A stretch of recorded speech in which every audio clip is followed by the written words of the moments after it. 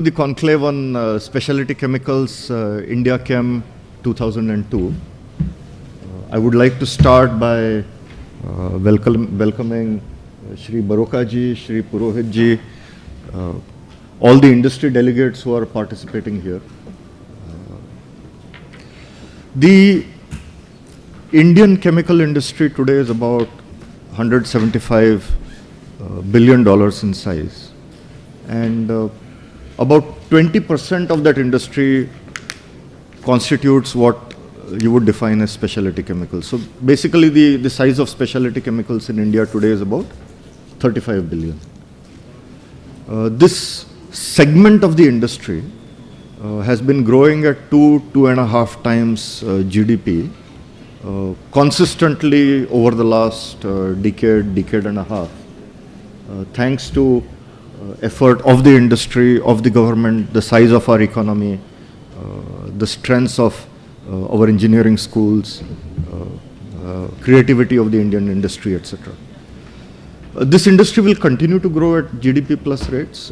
Estimate is that by 2025, the Indian specialty chemical industry will be about in the range of $65 to $70 billion. Just the percentage numbers don't tell the full story. So if you look within the chemical space, specialty chemicals is more value added. It generates more margin on top of the raw materials we produce. It is also very significantly export oriented, which means it plays a role in the broader macroeconomy. So I think it has been a very good story so far. You know, there are certain segments in this industry where we have really reached global leadership positions. Agrochem is one of them, dyes and intermediates is another. However, if you look at 2025, the global specialty chemical industry will be about $1 trillion in size that time, $1 trillion, when we are at about 65. Now, if you look at the makeup of our specialty chemical industry, a lot of it is built on what I would call the DNA of creative process engineering. You know, we are very good at figuring out innovative processes to build molecules. Agrochem industry is an example of that. We are very good at process intensification. We do a lot of cost down exercise. We improve the overall cost footprint of the molecules.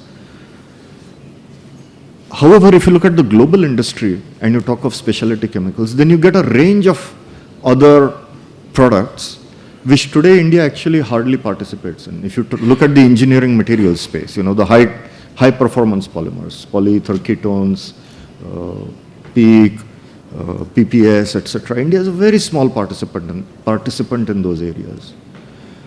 Similarly, if you look at nutraceuticals, we are hardly present.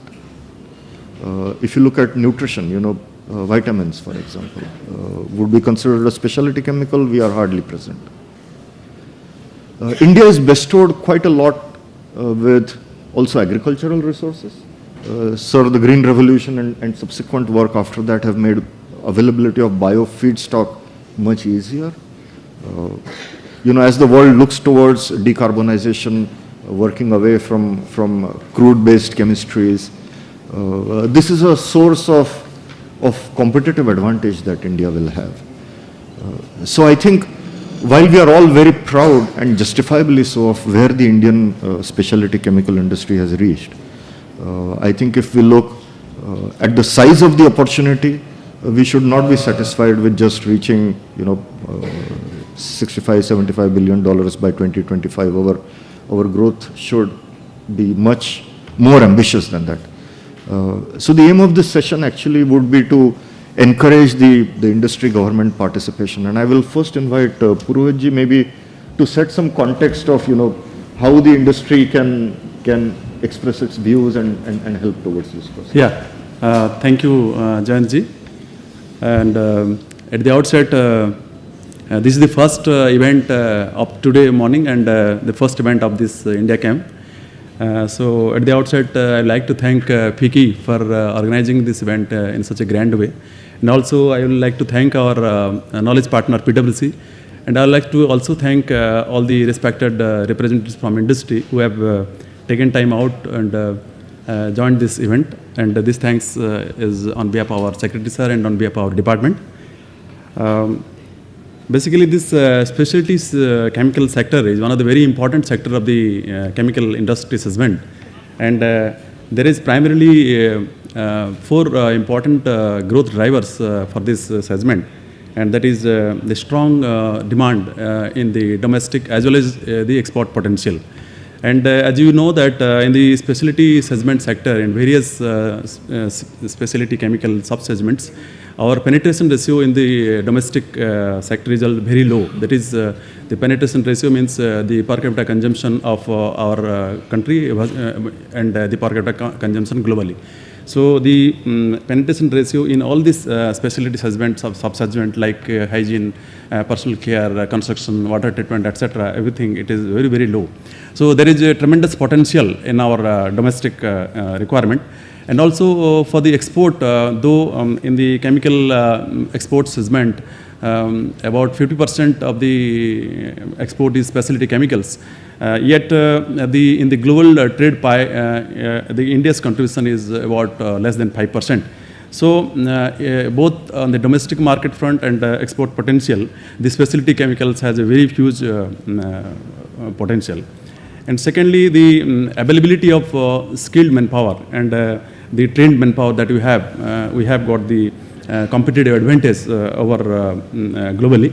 And also we have a very good industry-friendly policies, and 100% FDI, as you know, that is allowed in this sector in various chemical segments.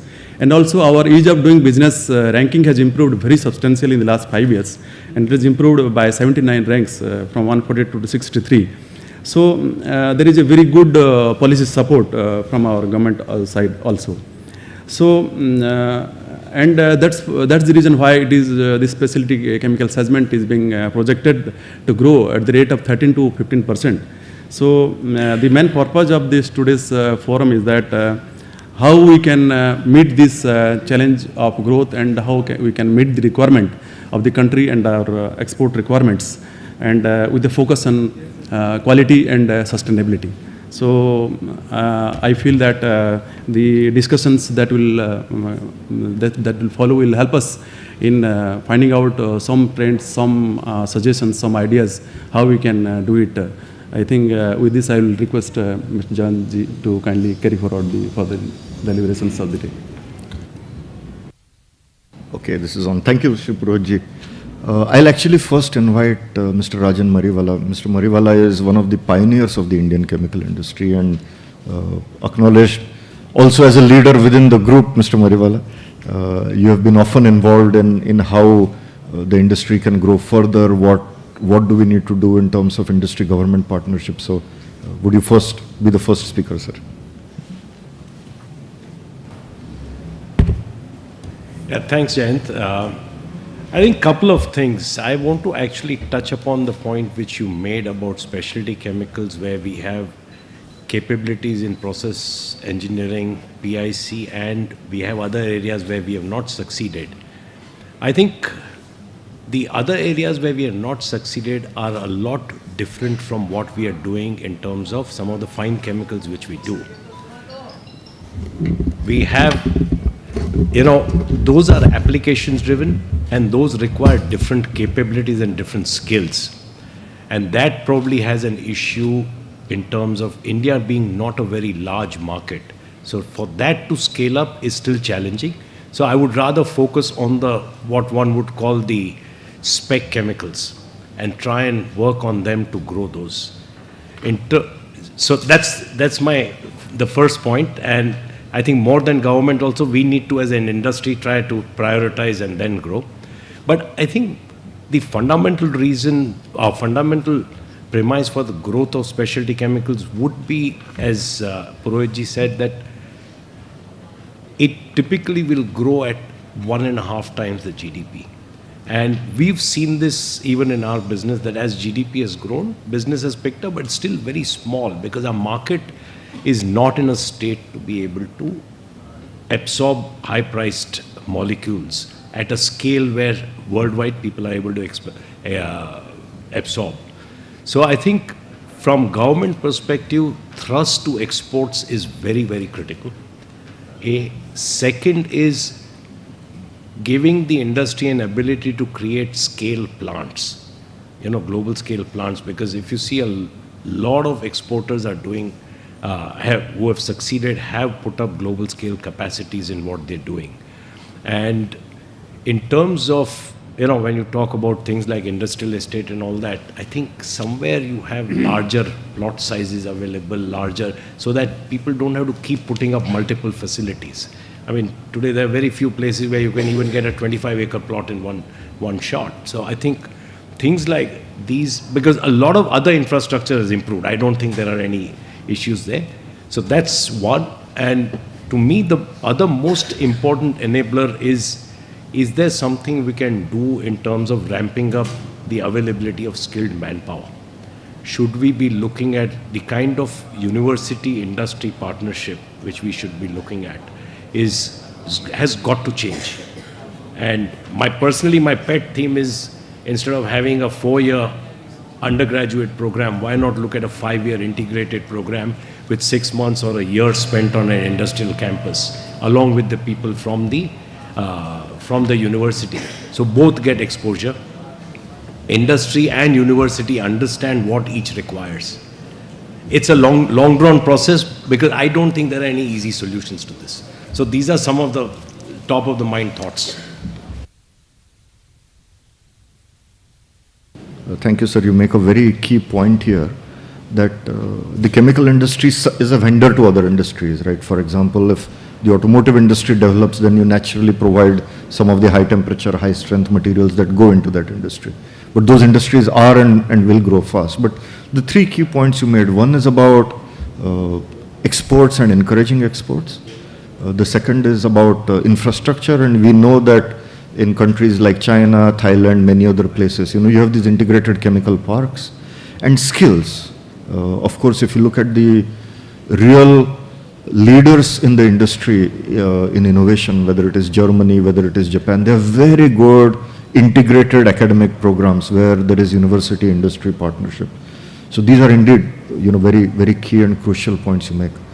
I'll turn over to Mr. Kaushik actually. Mr. Kaushik, UPL is now a global giant in agrochem, I believe number 3 or 4 or something along those lines. So you have a unique prospect. Number 5? Soon to be number 3, I guess. Humble 5. One of the few chemical industries with a global leadership position out of India. Something to be proud of. So you get to see this picture of operating in India, operating outside. You're also exporting outside of India. So if you add your perspective and maybe build a bit on the topics that Mr. Mariwala raised. So, Jayant, again, thanks. Also, Rajan, thanks a lot that you gave the initial very valuable comments pertaining to the specialty chemicals, and of course, fully agree, agrochemical is part of it. Now, I just want to highlight that, these success stories, what Indian companies they have been able to build, and I'm sure more and more will be built in future. So I just want to bring something different, what the Indian companies could do, what the third countries like China, just to name, I am mentioning, because there is a lot that Chinese products are present globally. See, the one difference that we could do is to create our footprint in terms of the exports in the other destination markets. This lot of countries, they don't do that. They appoint, and what is a footprint? Footprint could also be a national footprint. You appoint one customer, he takes care of it. The other part is that you have a classical footprint like you do it in India. You have your own staff, you have your own brands, and you need to close your supply chain loop in the destination countries. Do the manufacturing in India, expand as much as we do, but from the sustainability point of view of the business, and also bringing the risk level down, because a lot of downsides also will come in the next 10, 15, 20 years. So this is what I really call that it may require a bit of higher investment, and that's one part of it. But then, the value capture also will compensate sooner or later. That's one very important thing which I wanted to mention. Second thing, I think three of you, including JS sir, mentioned about the skill development. I would upgrade this skill development to actually the talent that we need for this industry. Two things we need, the talent and the image. So I think the image part also need to be built, and we need to invest on that as a larger group. And the talent part, I was actually, and you might also be surprised, that yesterday I was with really top officials from the US in Mumbai, and we had some other members from the industry from the different sector. I think collectively in their individual presentation, everybody said that when we work in the markets like US, what is the biggest problem? Is the skill and the talent. The skill not there, the skilled worker not there. They may be there, but they are not available. And the talent, there is really a shortage for today and tomorrow. And the visa issues, when they were discussed, the people were saying we need the visa for 50 people. We have the skilled manpower here, and we want to ramp up our production very quickly as possible. So therefore, one thing which I need, Mr. US, from our side is give visa for 30 people or 50 people. The block visa you should give for 6 months. So, that speaks a lot that on one hand, we have to grow our industry into, the chemical industry and the specialty chemical, what we are talking from 60 to perhaps 100 billion. So these two things and the skill will also take into account the safety aspect, the safe production, the industrial safety. Those areas will come through really practice, really come through the education part, etc. there. Now, agrochemical, when we talk about it, agrochemical is a total market of about $75 billion globally. And I think it's a very good opportunity because almost 80% of this business has become generic. And the other part we should know, about 15, 20 years ago, every year some 4 to 6 new products were launched. Now that time is over. The pipeline for the new products is getting dry. So therefore, not many new products are coming. So the whole market will turn from invention to innovation. And that is where India has a huge spot, a sweet spot to really work. In the innovation comes what Jayant mentioned about, the manufacturing part, the manufacturing processes, and making the processes not only the cheaper, but the Indian talent is in a position to convert this into more sustainable processes. And there are several examples one can quote. So we should be really proud that innovation can really create a new position which could be linked to the sustainability. Now, some of the examples I could give for the sustainability, that number one, the manufacturing in India need to be on end-to-end basis. Then only, that is one of the key success factor for all specialty chemicals and agrochemical, no exception. When I say end-to-end means the starting point need to be clear. We can't be winner in all the chemistries. We have to choose either the phosgenation process, or we talk about the phosphorus, or identify, let's say, 5 or 4. These are the value chains that we need to really be there, but there from the beginning till the end. We start from the feedstock going up to the last part. Now, further I would like also to add that in terms of the sustainability representation has to be there. First of all, integral part of the manufacturing, and it should be visible. It should be communicated globally, because the export business for agrochemical today is much higher than the domestic consumption. So I think as an industry, we need to bring this sustainability part as a value creation. And now there are number of examples. For example, this whole feedstock part, we are already working that how the biomass can be converted into ethanol and from ethanol to the downstream chemistry. And it is happening, it is going to happen pretty soon. So these aspects. Similarly, I mentioned about this, the manufacturing processes, how this could be converted. Similarly, if you take the products, I mean, many of you will be surprised that there was a time when almost 2 kilo of crop protection products were used per hectare. Today, those 2 kilos have come to 200 grams, and it has come even to 10 grams per hectare. So the load of the chemicals has already dropped a lot by the agrochemical industry. So that speaks about already how the whole process has become more and more sustainable. So I think I can speak much more on that. And what industry has to do more is to bring a sort of a value chain in the interest of the farmers. That means we come out with the application methods like the drones. My own company has almost 4,000 the mechanized sprayers that can spray 1 acre in 7 minutes, and it costs only 100 rupees to the farmer. So I think providing this the agrochemical as a service to the farmer.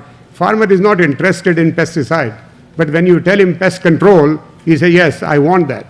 So I think the application technologies combined with the digitalization, combined with mechanization, and then you bring this bio part into it, I think then it attracts even the consumers.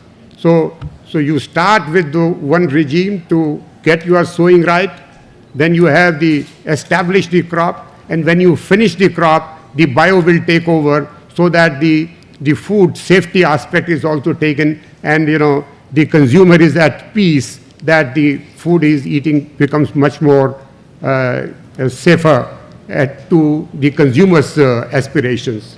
So Mr. I think Kaushik, you've raised a very interesting point on biomass and use of that as a feedstock. Actually, yesterday evening I was talking to a couple of people, and as part of our decarbonization agenda, a lot of biomass boilers are being built, right? To be very honest, as a chemical engineer, I feel that's a waste of feedstock. Would rather use that in the chemical process itself.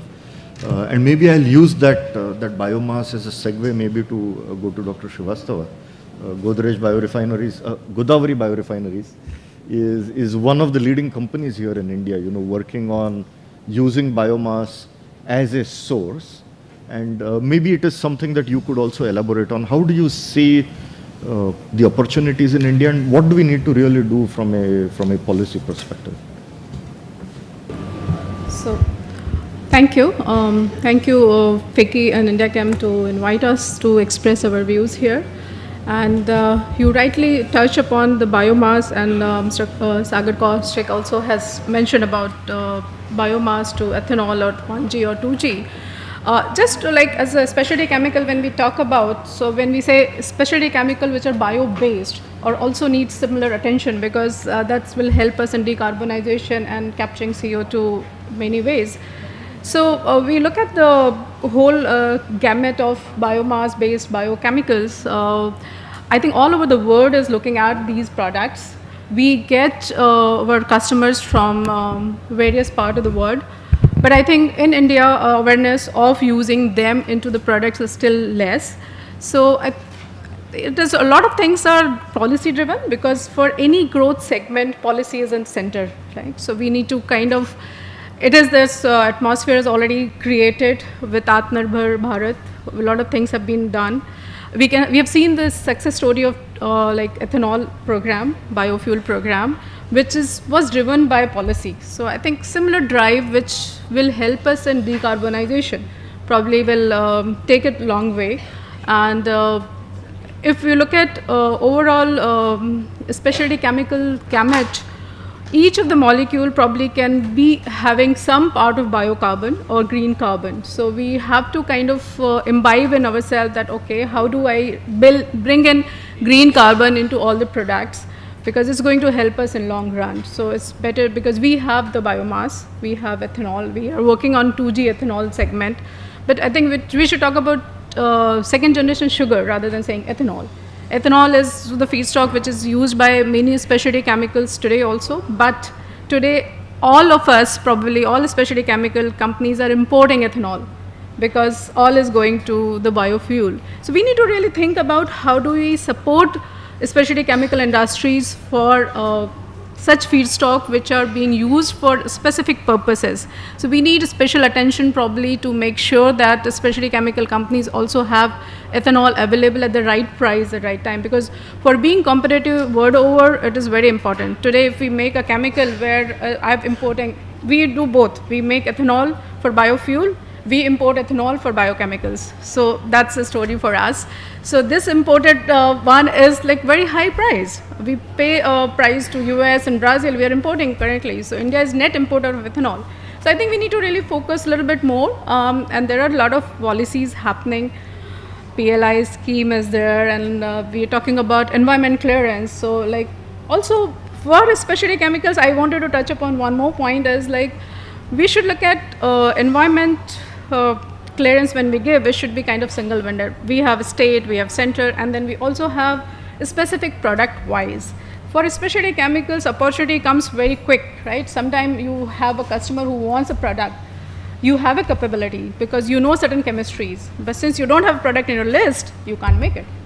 But I think we should restrict the effluent quantity and the parameters to be maintained. So you be very careful about maintaining the environmental issues. You take care of the environment, but you should have little bit flexibility to make products which are demanded by the market very quickly, because we cannot be waiting for next run when 6 months or 1 year later you will get your approvals, then you can make it. So nobody is going to wait for us. So that's a point for me. Yeah, thank you. Thank you, ma'am. I think great opportunity to use biomass, and this example you give of importing ethanol and when we have our own biomass is very telling. I think the other area of environmental clearances also we heard yesterday in the evening session is very important. Maybe from environmental clearances, I'm kind of tempted to think at the fluorochemistry world here. Mr. Malhotra, that's one of the most dangerous chemistries that can ever be handled, and your company is a leader here, very successful, strong export footprint, new generation refrigerants, all that sort of stuff. So how do you see this space developing? What policy advocacy is required? And I've often heard of these words PLI, RODEP, etc. How important are they for our success as an industry here? What do we expect from the government there? Yeah, Jayant, thanks for asking a very interesting question. Because sometimes when we talk about the specialty chemicals, we also sometimes forget about the specialty polymers, which are also a part of the chemical fraternity only. That's what we learned in our chemical engineering. One of the prime thing is that fluorochemistry is actually the building block.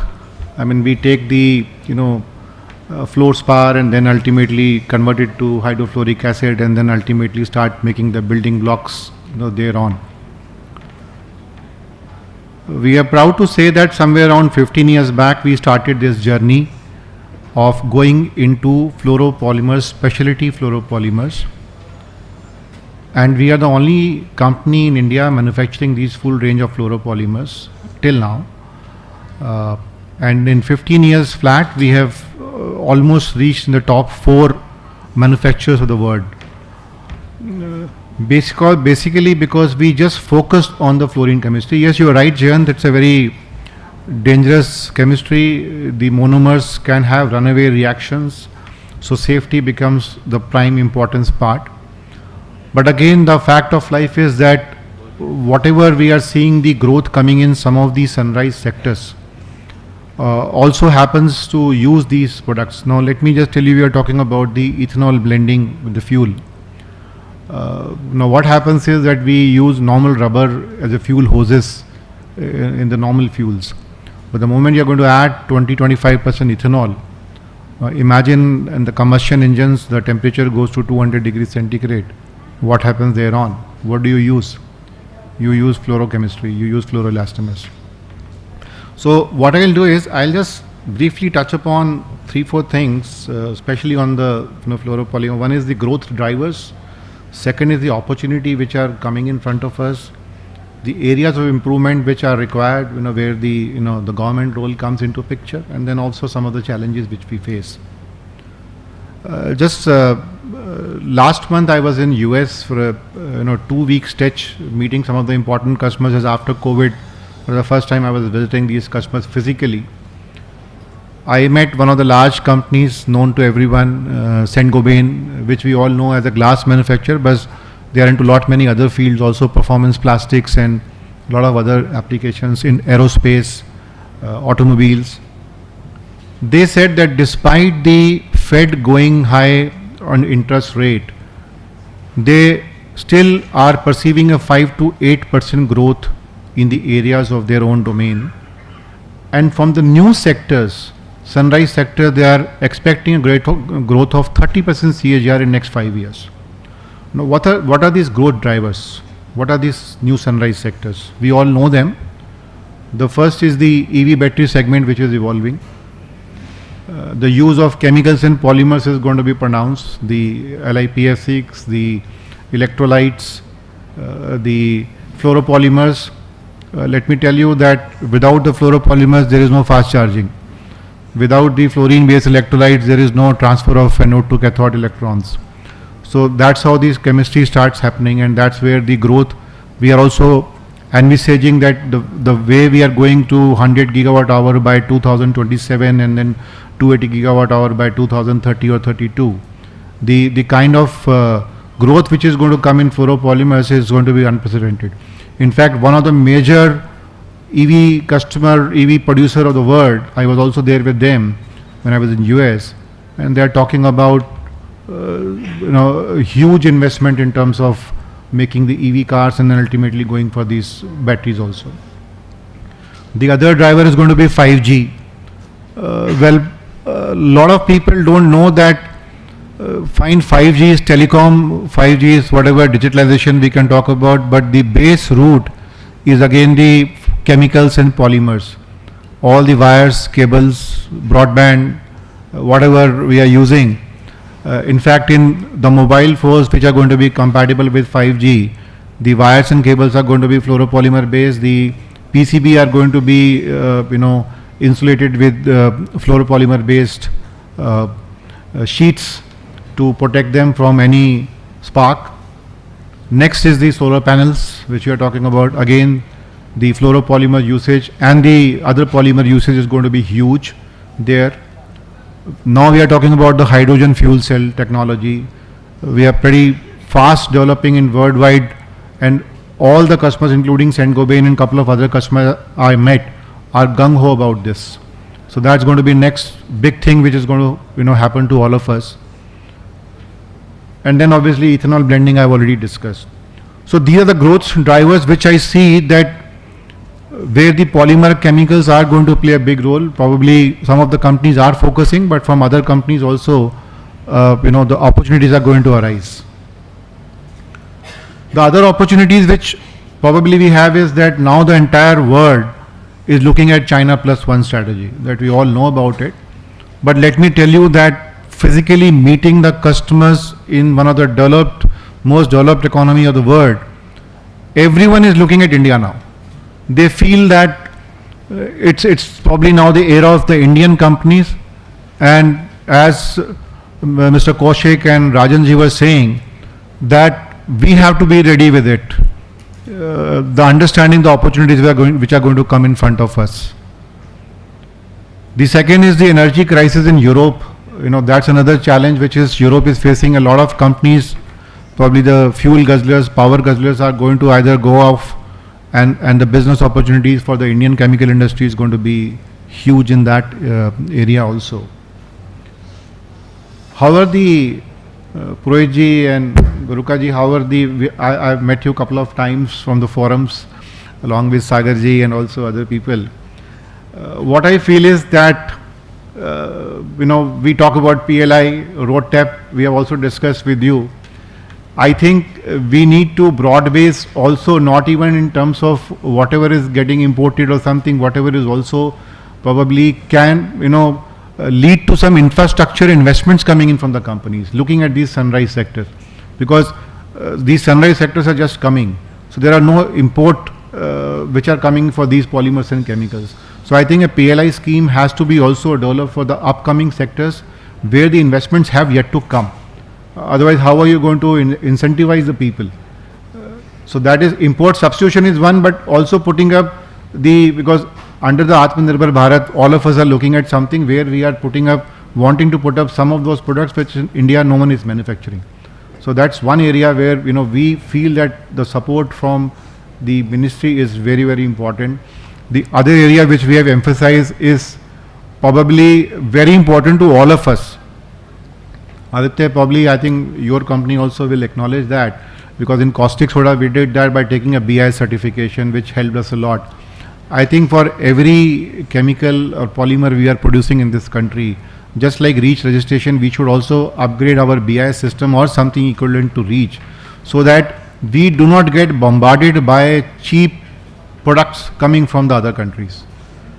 This is one area where I think a proper integration has to be there between us, the ministry and the BIS department. The forum should speak about it more. That is one area where we feel that our support is required. And then obviously ecosystem have to get developed in terms of infra. One thing which we need to encourage is startup system in the chemical sector. We are seeing that everything talks about tech, but what about the startup system in our own world? How do we develop the ecosystem? I think all of us somewhere in our downstream or upstream depend on some of the MSMEs or startups. So I think we should encourage the startups coming up in our sectors too. This is one area which I think no one focuses on. And in the last, just the challenges part, I think sustainability is something which Mr. Kaushik has talked about. We are also working about from ICC as well as under the Chem banner, and how to get the sustainability in terms of safety. We are seeing a lot of accidents happening after the COVID. Probably I don't know what has gone wrong somewhere. So that is one area which needs to be looked. Second is the supply chain, which was very important, again discussed, that right from end to end, our supply chain needs to be established. The other is the part, that carbon neutral part, all of us are aiming to go towards carbon neutral progress. So that needs to be probably encouraged. Some incentives should come from the ministry also to see to it that the companies start going towards that direction. Green technology obviously. And just the buzzword I will just say in the last is that we should just drive towards entrepreneurship and creative disruption. That is what I would say. That's the buzzword I would like to say. Thank you very much. Thanks, Mr. Malhotra. You touched on a lot of topics. I think a few key ones I took away. The importance of PLI, RODTEP, you reinforced. But the BIS standard is a very interesting one, because indeed we suffer a lot of issues related to REACH, etc. And really looking forward, how to set up the right supply chain, the startup environment. I think a lot of food for thought. Mr. Ramchandran, you are in a very unique position in this group. You represent Arkema, one of the leading specialty players in the world. We spoke about fuel hoses. You have a lock, I believe, on that market, as good as, right? So you see the global picture. You see how MNCs make decisions about investing in India versus any other country, and you also see the India side of the picture, right? So what do you see as the challenges that we as a country need to confront, so that we also become an attractive investment destination for the Arkemas or the BASFs and Dows of the world? While the Indian chemical industry will grow, the MNCs are not going anywhere, right? We, I believe, also want them very much to be a part of our ecosystem. So how do you see this picture, sir? Sure. Thank you, Jayant. And it's always a challenge to be the last speaker when most points have been covered. So I'll have to be innovative here. You're not the last one, though. I've generally been very optimistic about the chemical industry in India. And one of my favorite points over the last 4 or 5 years has been the battery space in India. And I was always telling many people that if battery grows in India, a host of specialty chemicals would flow in, and as Kapil also mentioned, we have seen that happening. 5 years back, nobody would have thought that there would be such a big space of battery coming in India. Today, we're talking of 100 gigawatt of battery space. Many people would not understand. Battery consumes a lot of specialty chemicals. But I think this is just the starting point. I believe that more and more items. What do MNCs look for normally historically? When they invest in a country, they would prefer 75% of that being used locally as a starting point, not necessarily as an export base. So India has been lagging behind. Compared to many people, compare us to China. What was the difference between China 15 years back and India now? Why they grew so fast? One of the biggest advantages of China was local consumption first, and then the manufacturing, and then the exports. So we need a good balance of domestic consumption versus exports. But that has started to happen now. That has started to happen in India, and I think it can only grow with the new generation coming up. There is a demand. For example, I give you a very simple example, dishwashers. If you see the consumption of dishwashers in China versus India, it's probably 100 times. But during COVID, many people in India are going towards dishwashers.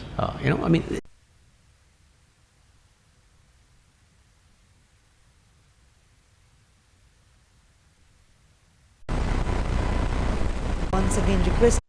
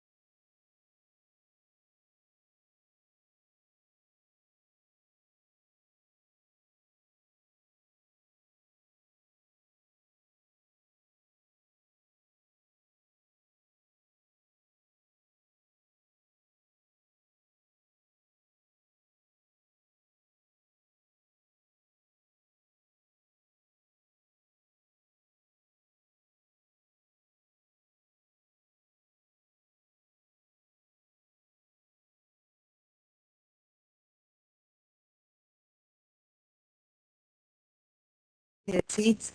We would request the entrance passage to be left clear. The honorable ministers would be joining us any moment now. Ladies and gentlemen, once again requesting everybody to take their seats with their mobile phones put on to silent mode. We would also request for the entrance passage to be kept clear.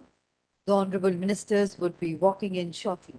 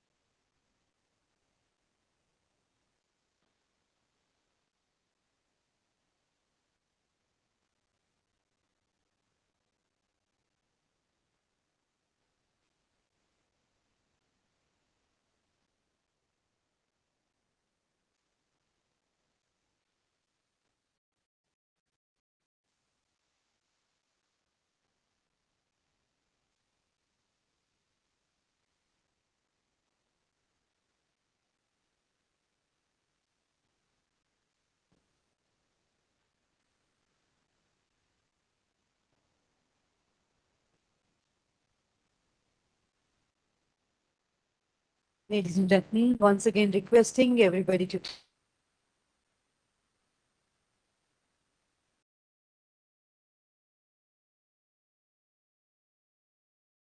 honorable ministers would be joining us shortly.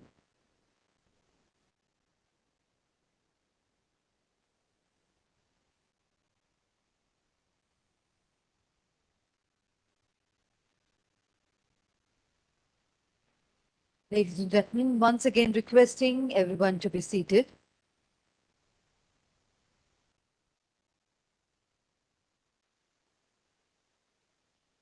Volume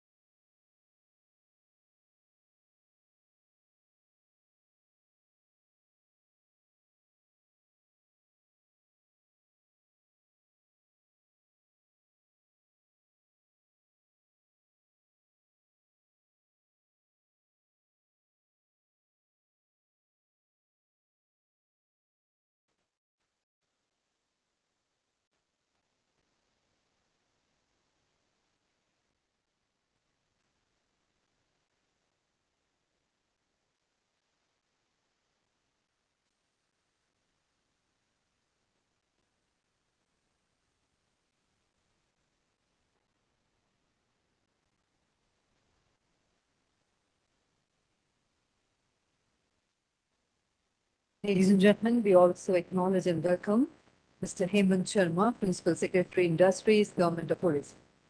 A warm welcome to you, sir.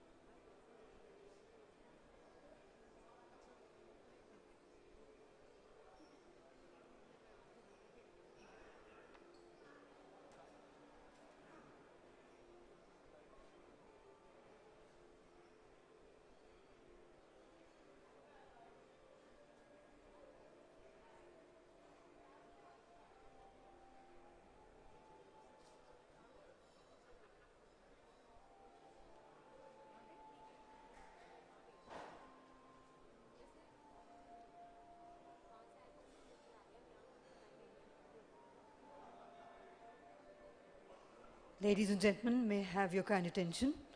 The Honorable Minister has arrived at the venue. He would be joining us any moment now after he has inaugurated the exhibition. I would request everybody to take their seats. Ladies and gentlemen, it's a kind request. We would request for no movement inside the hall once the Honorable Minister has graced the stage. Also, kindly have your mobile phones put on to silent mode. Thank you.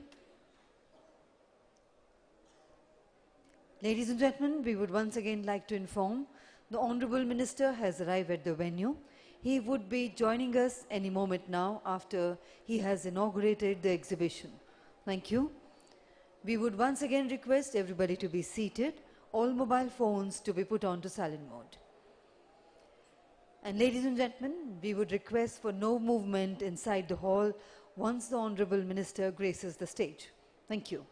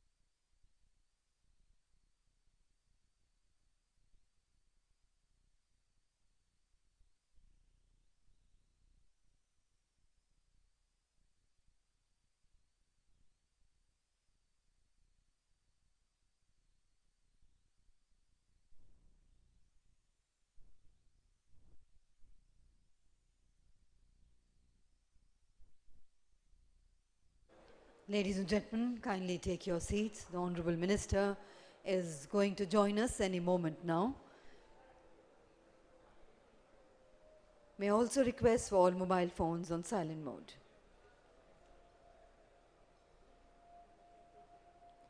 And ladies and gentlemen, please put your hands together to welcome our Honorable Chief Guest, Dr. Mansukh Mandavia, Honorable Union Minister, Chemicals and Fertilizers and Health and Family Welfare, Government of India.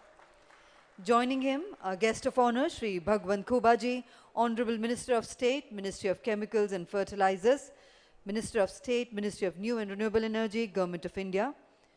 Also welcoming our guest of honor, Shri Gudiva Amarnathji, Honorable Minister of Industries, Infrastructure, IT and Electronics, Government of Andhra Pradesh. We welcome Shri Arun Barokaji, Secretary, Chemicals and Petrochemicals, Ministry of Chemicals and Fertilizers, Government of India. We welcome Mr. Nikhil Meswani, Executive Director, Reliance Industries Limited. We welcome Dr. Detlef Kratz, President Group Research, BASF.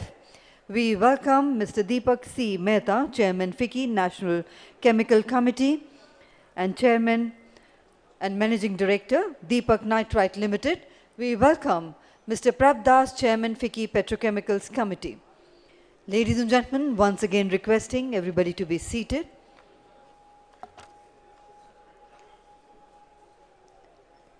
Can we request for order inside the hall? Please, no movement as far as possible.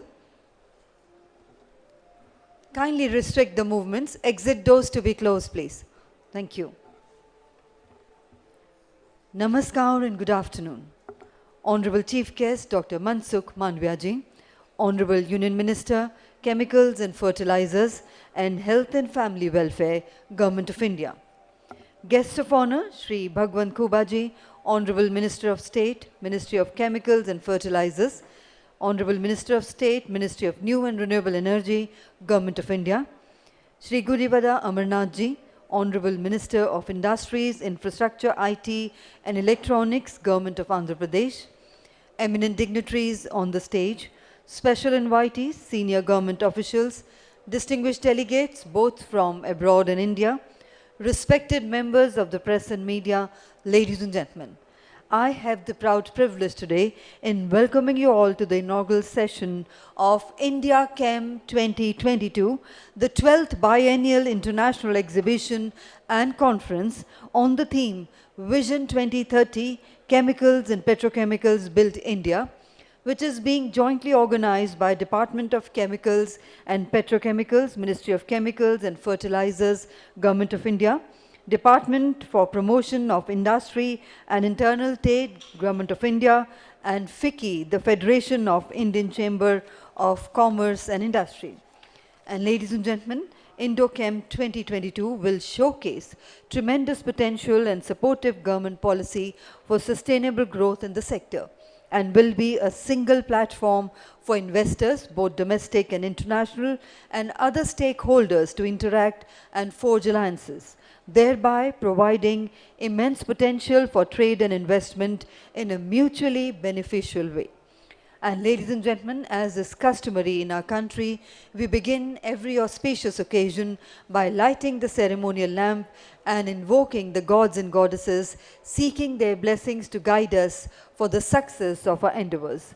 I now have the privilege in requesting our Honorable Chief Guest and other distinguished dignitaries on the stage to kindly light the ceremonial lamp and formally inaugurate the conference India Chem 2022.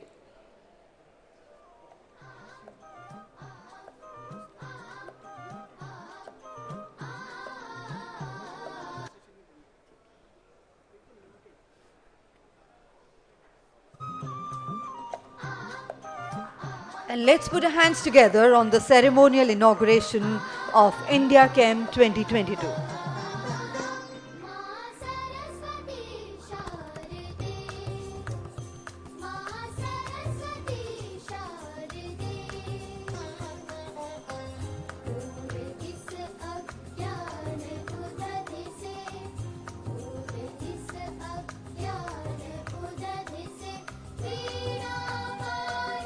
Thank you.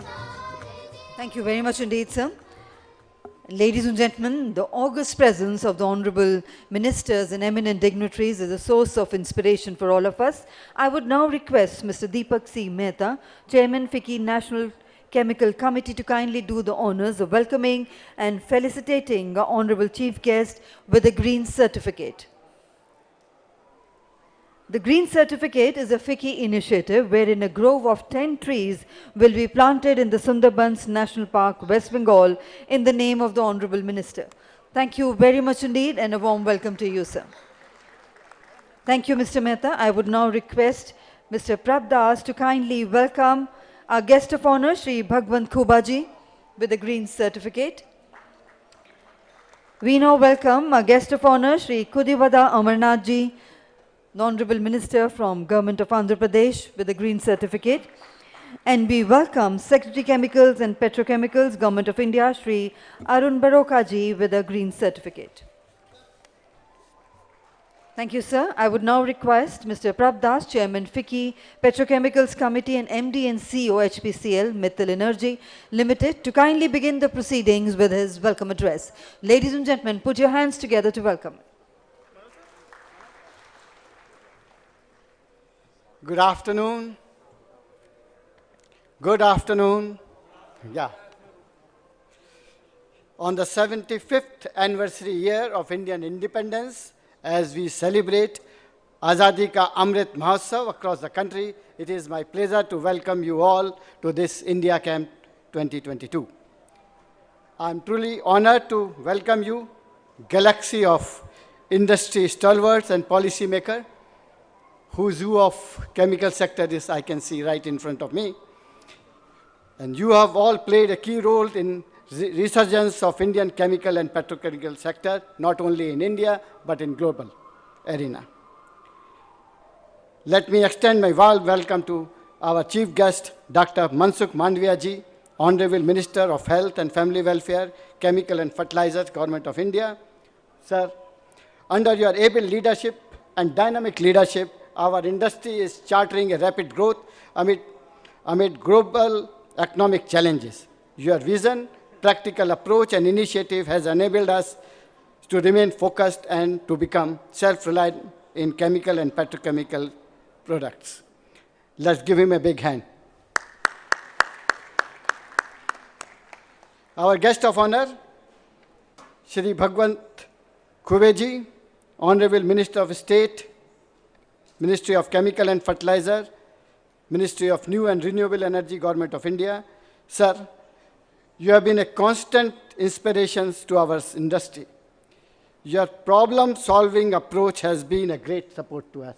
And every time we meet, he asks us, what is your problem specifically, tell me, and what exactly I can do. So thank you very much for this India Camp 2022. We have among us Kudivada Amarnathji, Honorable Minister of Industries, Investment, Infrastructure, IT, Electronics, Government of Andhra Pradesh. We are privileged to have you here, sir, and we hope to get benefit from your thoughts and investment in Andhra Pradesh. Thank you, sir. We have our beloved Secretary, Arun Barokaji, Secretary, Department of Chemical and Petrochemical. We are very thankful to you for his unrelenting efforts and leadership skill.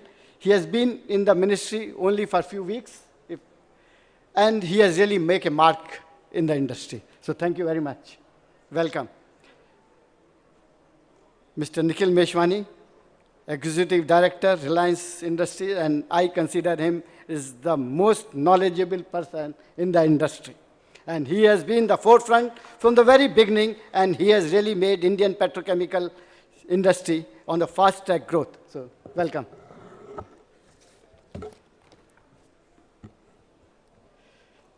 Our friend Deepak Mehta ji, Chairman FICCI National Chemical Committee and MD of Deepak Nitrite. He has always been very helpful and willing to make efforts for the cause of industry. Again, a warm welcome to all delegates and guests. I was wondering why you all are here in such a huge number, house full. Answer is very simple. Answer is very simple. We all see great opportunities, and we are here to take advantage of the opportunity. We see reasons. We are having a country with 6 to 7% growth. We are having a chemical and petrochemical sector growing at 7 to 8%. We have per capita consumption of polymer, which is 1/3 of the world's average. Huge potential to grow.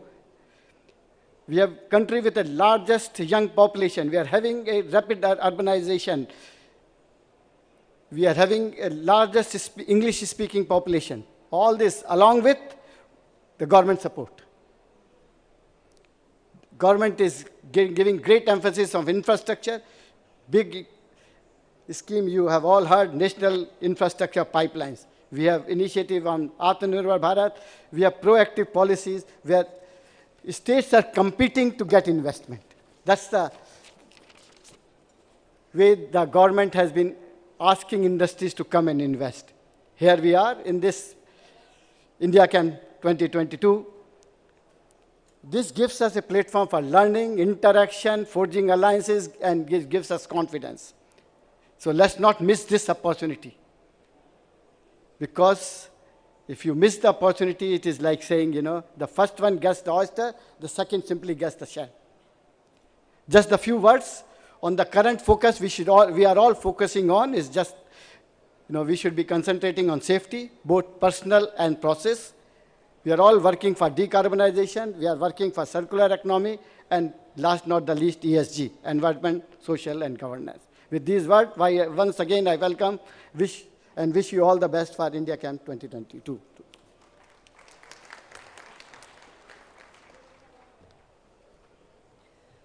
Thank you very much indeed, sir, for the warm words of welcome. And ladies and gentlemen, before I invite our next eminent speaker, we would like to inform all our dignitaries that the Honorable Minister has very limited time. He has some pressing commitments. So I would request all our dignitaries from the stage to kindly keep their deliberations to as short as possible. Coming up next, ladies and gentlemen, we would like to inform that BASF is a German multinational company, chemical company, and the largest chemical producer in the world. And may I now invite Dr. Detlef Kratz, President Group Research, BASF, to kindly present the global perspective. So ladies and gentlemen, please put your hands together to welcome him.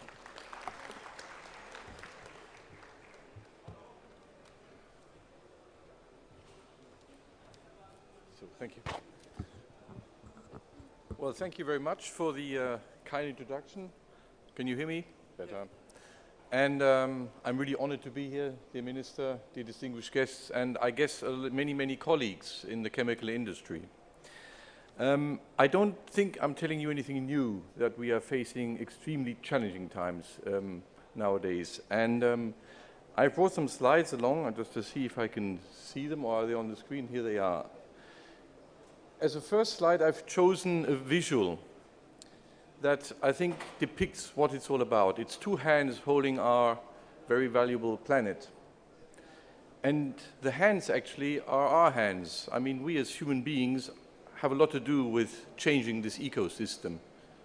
But at the same hand, and maybe the flip side of the coin is, it's also in our hands through innovation and research to find solutions for the future. And it's also about connectivity, because connecting knowledge across the globe, across regions, is going to be part of the solution. And I'll come to that in a moment. The ultimate thing that we want to do is work on a sustainable future. And I'm not telling you anything new. BASF's purpose statement, I think, is pretty clear. We create chemistry for a sustainable future. And also you, in your branding, corporate branding, will have similar targets. But how is this going to happen? And what are we actually doing to achieve this? And for BASF, at least there are distinct targets. And you'll hear a little bit more about BASF. I'm sorry for that. I use BASF as a proxy for the chemical industry here because we are global. We have a huge portfolio of chemicals. And that's why I think it serves as a proxy. And to make this tangible, we've actually clustered our strategic goals of sustainability into 3 pillars. You see them here. They are all underpinned by distinct actual targets. It's not just wishful thinking, there are numbers behind this. And let me just guide you through these. So let's start with the greenhouse gas emissions.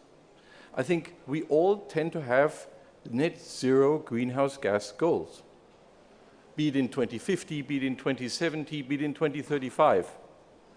But are they achievable? I mean, can you truly imagine a world in 2050 where not a single ton of greenhouse gas, CO2, is emitted?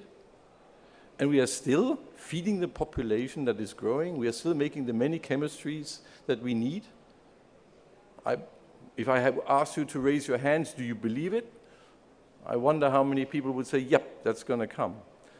2050 is easy. Let's look at 2030. And that's much more tangible. And if you look at the number that is written here for BASF, 25% reduction of our greenhouse gas goals, what does that actually mean? Today we have 22 million tons. That's already quite a lot, scope 1 and 2 emissions. 25% is 6 million tons less in 8 years. It's not quite right, because we also want to grow. We actually need to halve the 20 million to 10. That means our specific carbon footprint goes from 0.6 tons of CO2 per ton of product to 0.3. That's next to nothing. And those of you in the petrochemicals know that making ethylene is already 1 ton. So that would not meet the target. So it's a huge, huge, huge effort we need to do. But at BASF, we're a scientific company. We ask ourselves, well, what are we really going to do? And I'll give you at least an indication of some of the answers. First of all, it's a lot about energy. 50% of the emissions, the 22 million tons I mentioned, are not from chemical origin. They are simply because we use fossil energy as a power and energy source.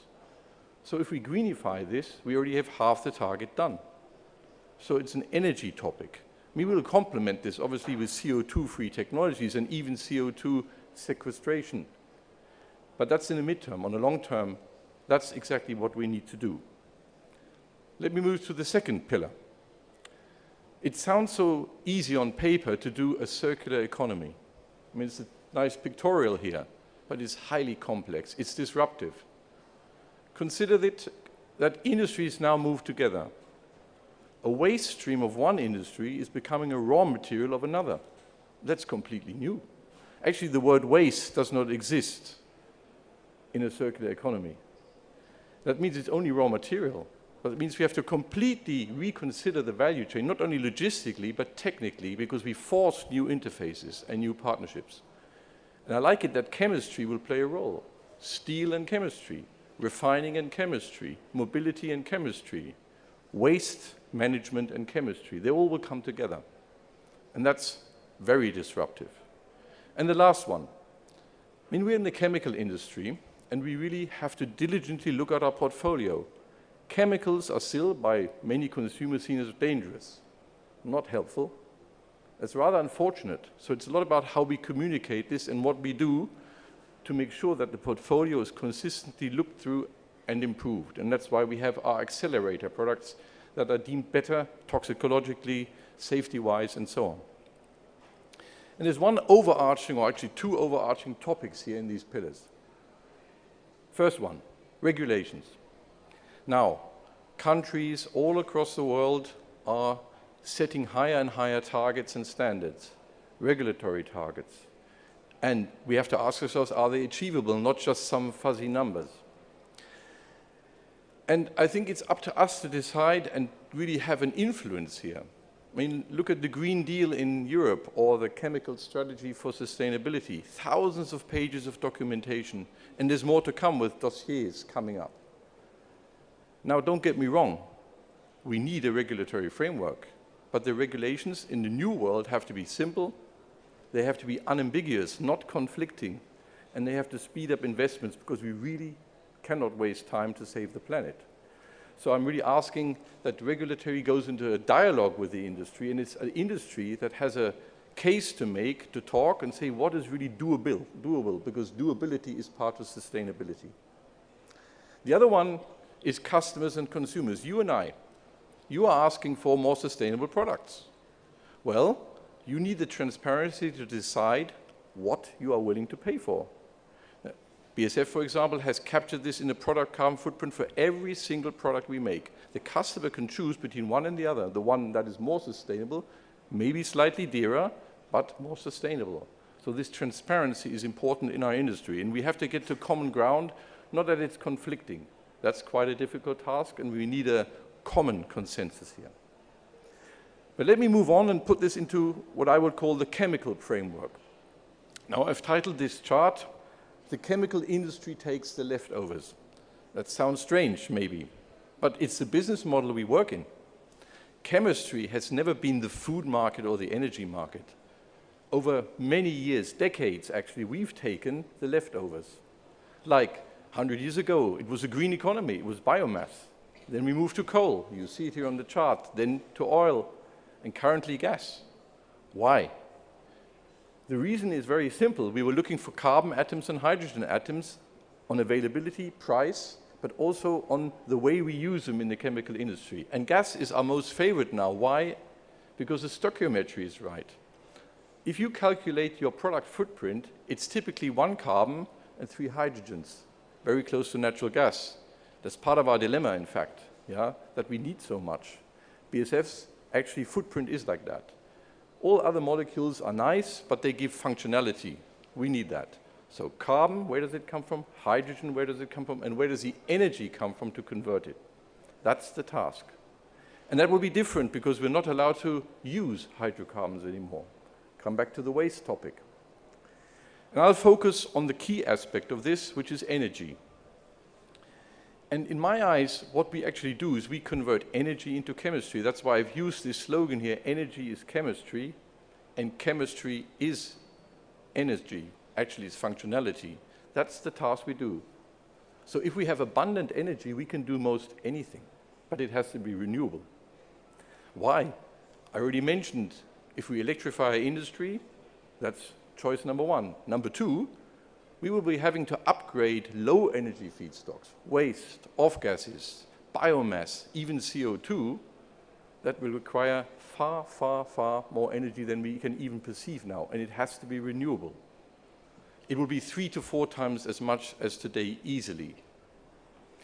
And it makes a lot of sense then that as a company, BASF has decided to strategically change from focus on oil and gas to renewable energy. We've invested with other partners like Vattenfall and Ørsted into wind parks. Here, the largest offshore wind park in the North Sea.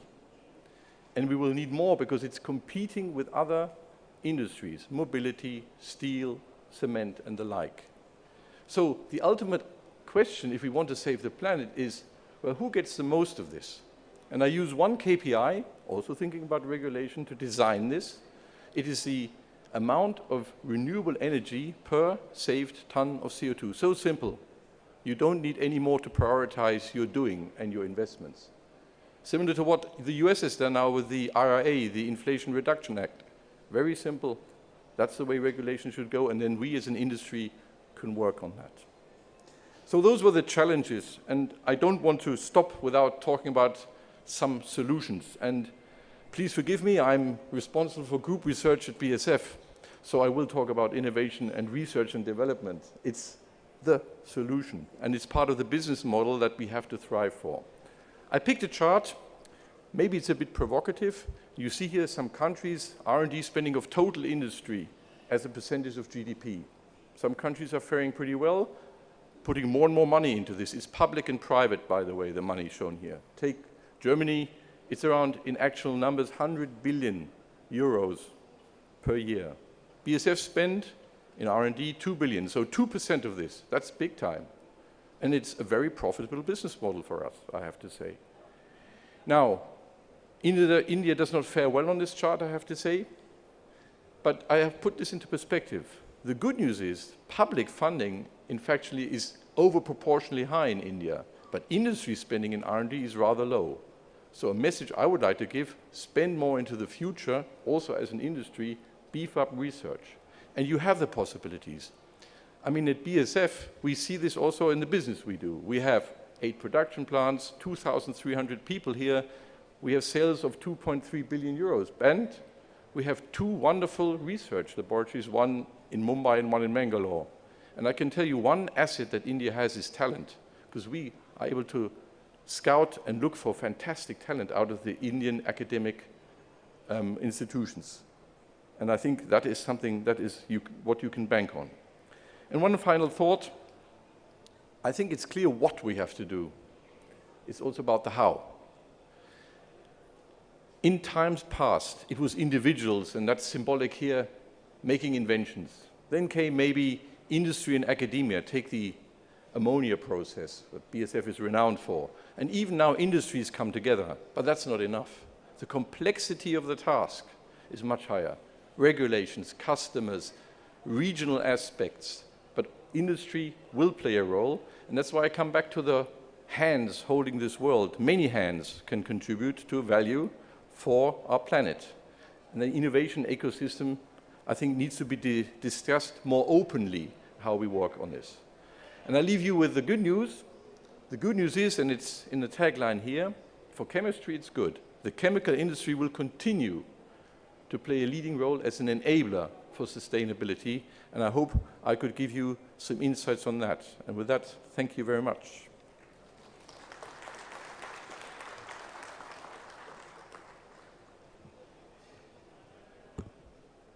Thank you very much indeed, sir, for that informative presentation. And ladies and gentlemen, Reliance is the largest producer of petrochemicals in the country and amongst the top 10 in the world. And I now have the privilege in inviting for the keynote address Mr. Nikhil Meswani, Executive Director, Reliance Industries Limited, to present the Indian industry perspective. And let's put our hands together to welcome him.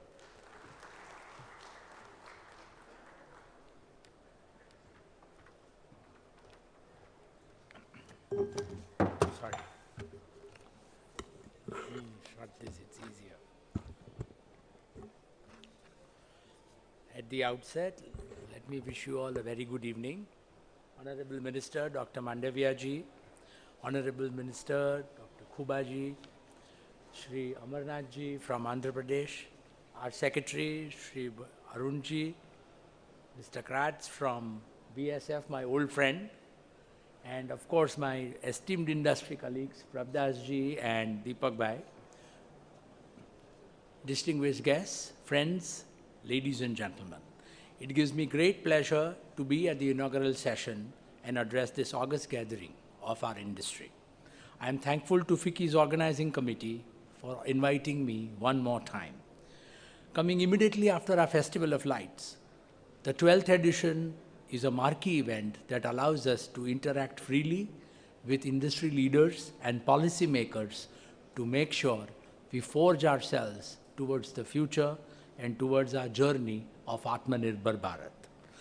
From a situation of a very VUCA world, volatile, ambiguous and complex, we have now evolved to a Bani world, which is brittle, anxious, non-linear and incomprehensible.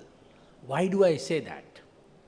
In the aftermath of COVID, we saw the growth shoot up to 6%. Immediately after that, we faced extreme volatility in prices, uncertainty in markets, and supply chain crisis which we never saw. The extreme volatility today has reduced that growth to half at 3%. Surging inflation, high interest rates, high energy price, high food price and high fertilizer price. I went back as a young man in the history to check when has this happened once, and I could not find an example in the last 80 years. So the times are really unprecedented. However, in these times there is a reversal of the role played by developed nations and developing countries. There is one thing certain. Emerging economies, and I mean Asia, will be the key engine of growth in the coming years with the shining star called India. And please, ladies and gentlemen, it is India that will provide the growth and savings to the world. Amidst widespread unpredictability, we stand out as a tall beacon of growth and stability. While the world is grappling with dim forecasts, India is a shining star at 7% GDP growth in this year and being the fastest global growing economy. India has surpassed the UK as the 5th largest economy, and we are driven by strong consumption home markets. Under the strong leadership of our Honorable Prime Minister, Shri Narendra Modi ji, India's well-targeted policy mix, accompanied by structural reforms towards ease of doing business, the motto of reform, perform and transform, and the initiatives of Government of India, apart from ease of doing business in policy, making sure that our outdated laws are phased out, and finally embrace the global best practices is making sure that we surely and steadily mount on this path. We are well on our way to be a global $10 trillion economy sooner than later, and we will be only the 3rd country in the world to achieve it after the United States and China. This is driven by our demographics, our consumption, and our technological capabilities. Real contribution of our chemical industry is like the character of a human man. When we had COVID crisis, India never made a single PPE kit, and we rose to make it at 1/3 the cost of China, not only for the needs of India, but also exported them to the world. Thanks to the inspiring leadership of our minister, Sri Mandaviya ji, India ran a vaccine program which you would have never comprehended for our over 1.2 billion people. And thank you for keeping us safe. And the chemical industry did its part by converting industrial oxygen to medical oxygen, saving thousands of lives daily. Sir, your inspiring leadership and your constant inspiration to drive us, we deeply admire and value your support. It is important to recognize the aspects that industry makes us different from the rest. We are an enabling industry. We are a solution provider. 80,000 products are used from our industry, and 96% of all manufactured products in the world, particularly in India, consume chemicals. I can't comprehend a world without chemicals.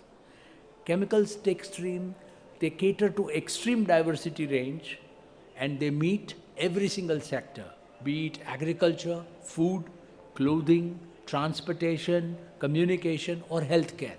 It is vital to our nation's development.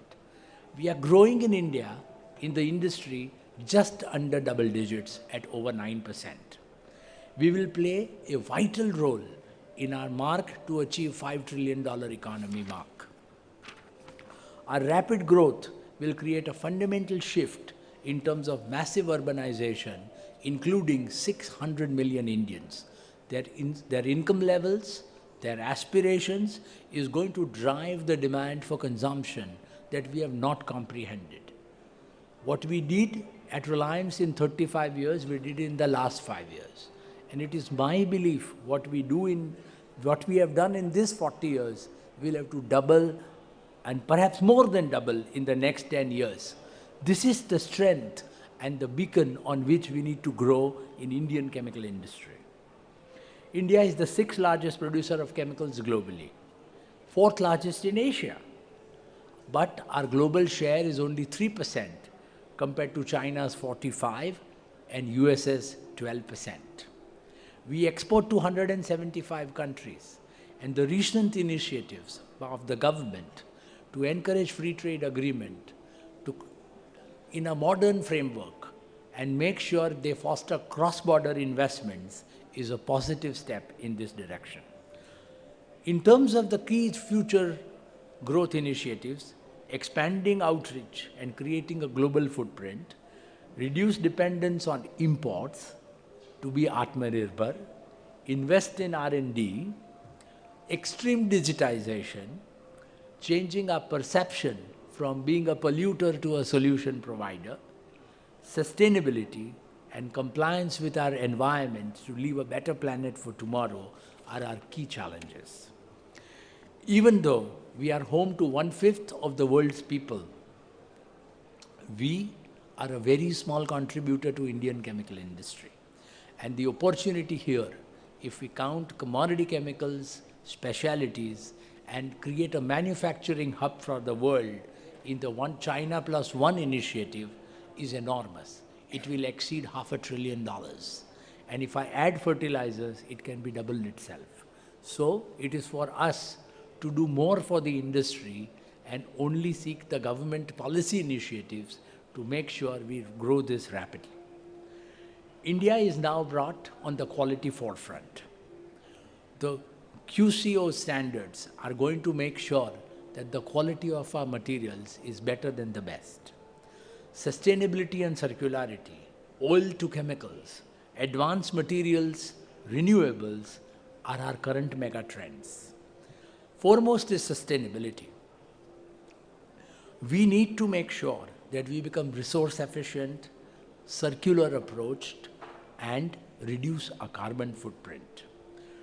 Transforming this is going to add 6 trillion to global economy and is going to add 6 million jobs. It is for us to decide how many of these jobs we create in India and how much of this we contribute as we march as a country towards the $5 to $10 trillion mark. Reusing our materials is something which is imperative in our sustainable journey of growth. We at Reliance have championed this cause in circular economy for many years. Today, we are proud to tell you that we recycle more than 2.5 million bottles and will bolster our capacity to double that at over 5 million bottles, making sure that India has the highest rate of PET recycling globally. We convert this waste into top-class products, into polyesters, and into our Elan green gold fiber, which are now accepted globally everywhere. The world migrates from Stone Age to Oil Age, not because there are no stones and not because there is no oil. From Stone Age and Oil Age, we are going to Silicon Age. And we will still have the sand to make silicon. But the world of tomorrow is going to ask for composites, advanced materials. Why? Because we have Boeing Dreamliner. We need Gorilla Glass for smartphones. We need renewable energy needs. We have hydrogen, battery chemicals, and all of these require our industry to transform from the traditional thinking to a new approach, from a thinking that allows us to develop technology sustainably and also make sure we grow simultaneously. That is the opportunity in front of us. Making sure that we have a product-driven approach, solution-driven approach is the need for tomorrow. And these will address challenges. We are in a different world today. The spirit of globalization lingers on. Each country wants to be self-reliant. The war of Russia and Ukraine has pressed this, and India is no different. Our Honorable Prime Minister, Shri Modi ji's vision of Atmanirbhar Bharat is essential to sustain our high-paced, near double-digit growth rate. It is an opportunity and it is a testimony to his decisive leadership, futuristic policies, and a very stable regime. We will make sure that chemicals are today the second largest item of imports in our trade bill. And it is for all of us to collectively invest and make sure we convert that into an opportunity, a new capex cycle, and convert India to a manufacturing hub and a value-added processing hub. This is both a strategic and an economic rationale to ensure we transform our chemical industry in a sustainable, growing environment. The PLI scheme of government, apart from many other measures, is an extremely positive step in this direction. Our chairman, Mukesh Bhai, always tells me that if we don't embrace sustainability, if we don't create to social value, we cannot change this industry. We are investing over 75,000 crores in this industry today and making sure we double PTA, polyester, and create India's first carbon fiber facility. Friends, chemicals are intrinsic to the path of the future. This sector will unleash to contribute to new opportunities. the path ahead in the world is going to be exciting. Our founder chairman, Dhirubhai uncle, used to say, our dreams have to be bigger, ambitions higher, commitments deeper, and efforts greater. We really believe that we are in that potential to be a global champion. Our commitment and efforts will make sure we build a stronger India and a transformed Bharat. Thank you.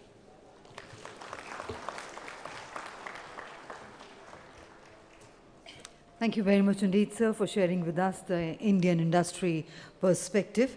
And now, ladies and gentlemen, for the sectoral briefings, I have the proud privilege in inviting Secretary Chemicals and Petrochemicals, Ministry of Chemicals and Fertilizers, Government of India, Shri Arun Baroka ji. Let's put our hands together to welcome him.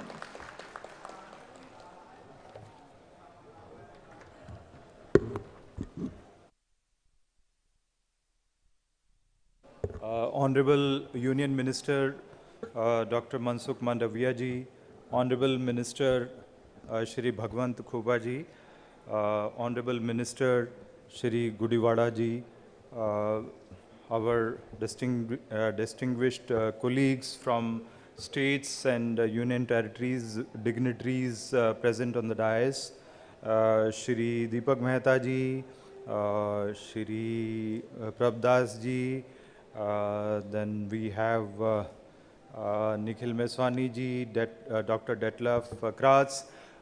First of all, I welcome you, and on behalf of the department, it's a combined event. As you know, it's a collaborative effort of FICCI, Industry Association, industry as such, as well as the Department of Chemical and Petrochemical.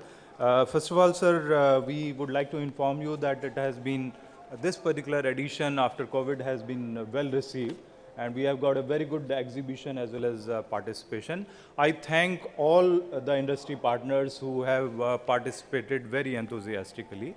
From the states also, we have got very good representation. We have good representation from countries abroad also. We have a representation in the form of ambassadors as well as the business partners. I have been given the task for giving the sectoral briefing. I will just use the 4 or 5 slides just to give an idea of what exactly, where do we stand with respect to the vision statement which we have laid for ourselves for this particular India Chemical 22. So what is the vision for us? This is represented in terms of where do we stand and where do we go in future. India is, as you know, that India is slated to be the growth engine of the global economy in the current decade.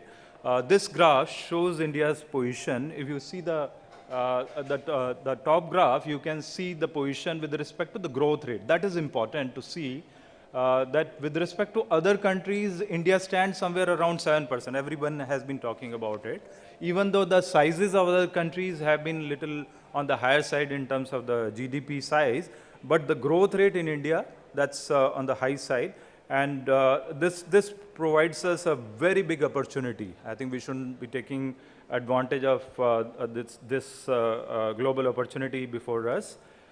India has also emerged as an attractive investment destination because of the resilience to the global economic swings which have been there, and which are mainly due to Indian consumption potential which is there, and also the government's industrial friendly policies. Some of them have been mentioned here. They have also been discussed in detail by Nikhil Bhai ji, and our earlier discussions have also mentioned about that.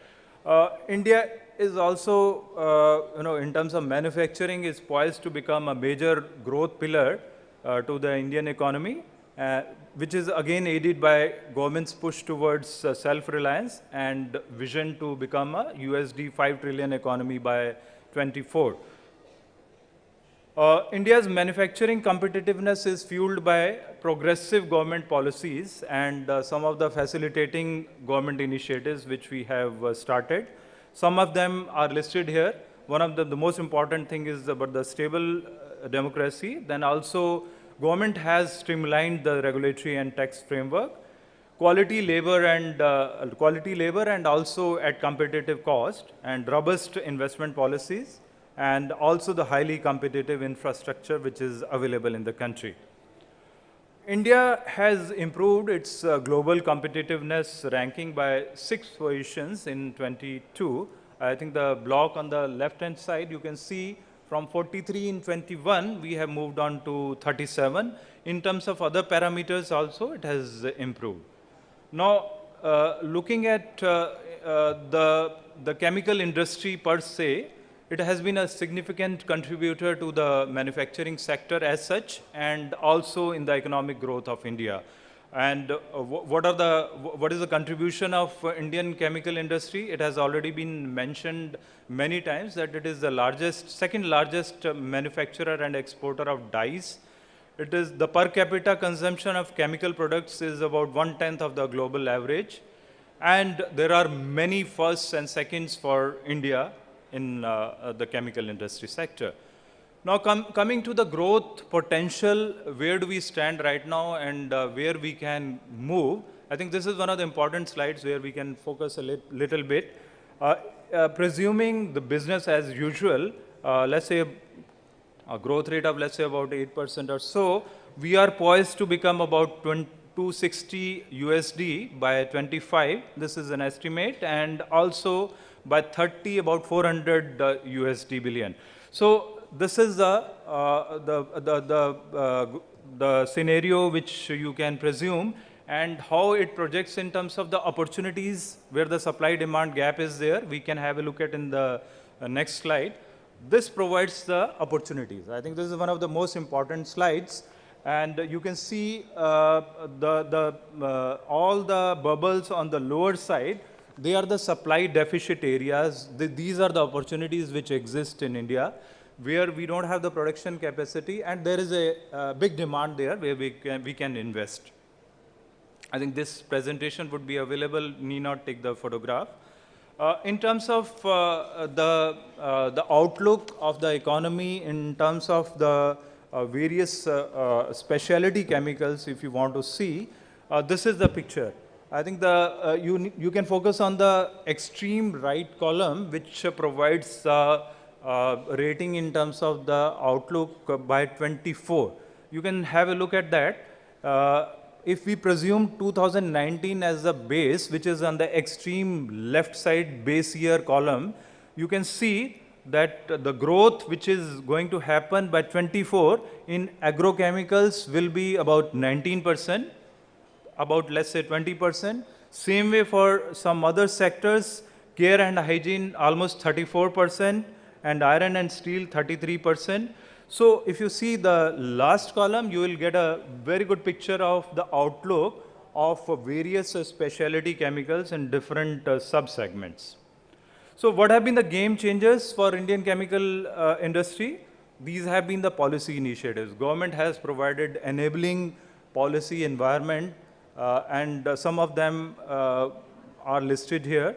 The most important one is related to the industrial infrastructure. You are aware that we are already having the national infrastructure pipeline.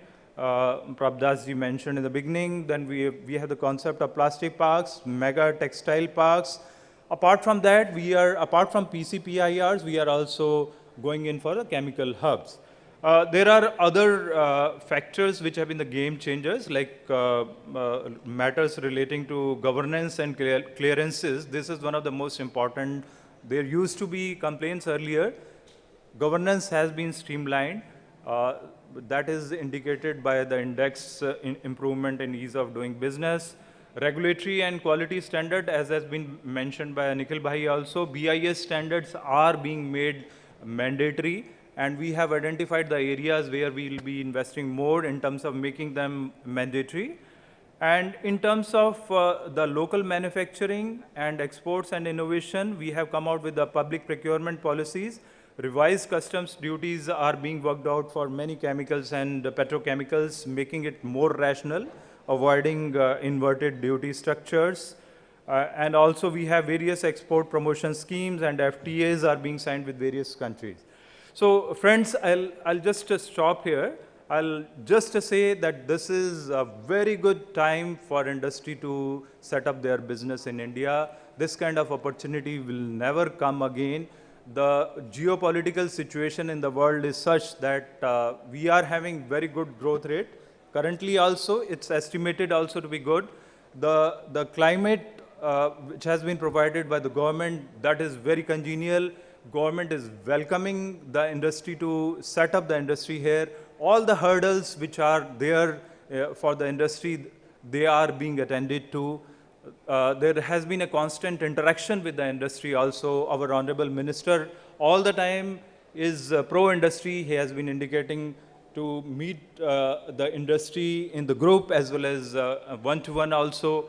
So this way, we are trying to resolve all the issues. I think this is one such forum which is also a step towards that direction.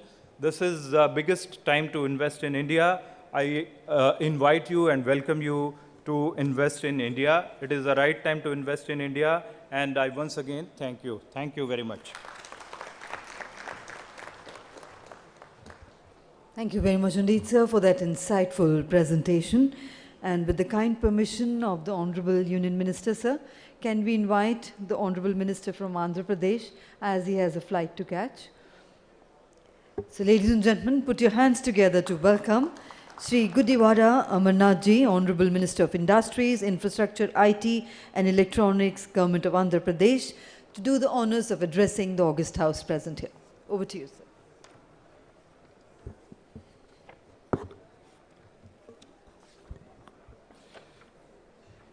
Honorable Chief Guest, Minister for Chemicals and Fertilizers, Sri Manshukh Mandavia ji, Honorable Minister for State, Sri Bhagwat Kuba ji, distinguished guests on the dais and off the dais, and people from industry, ladies and gentlemen, a warm good evening to all of you. I'll be very short.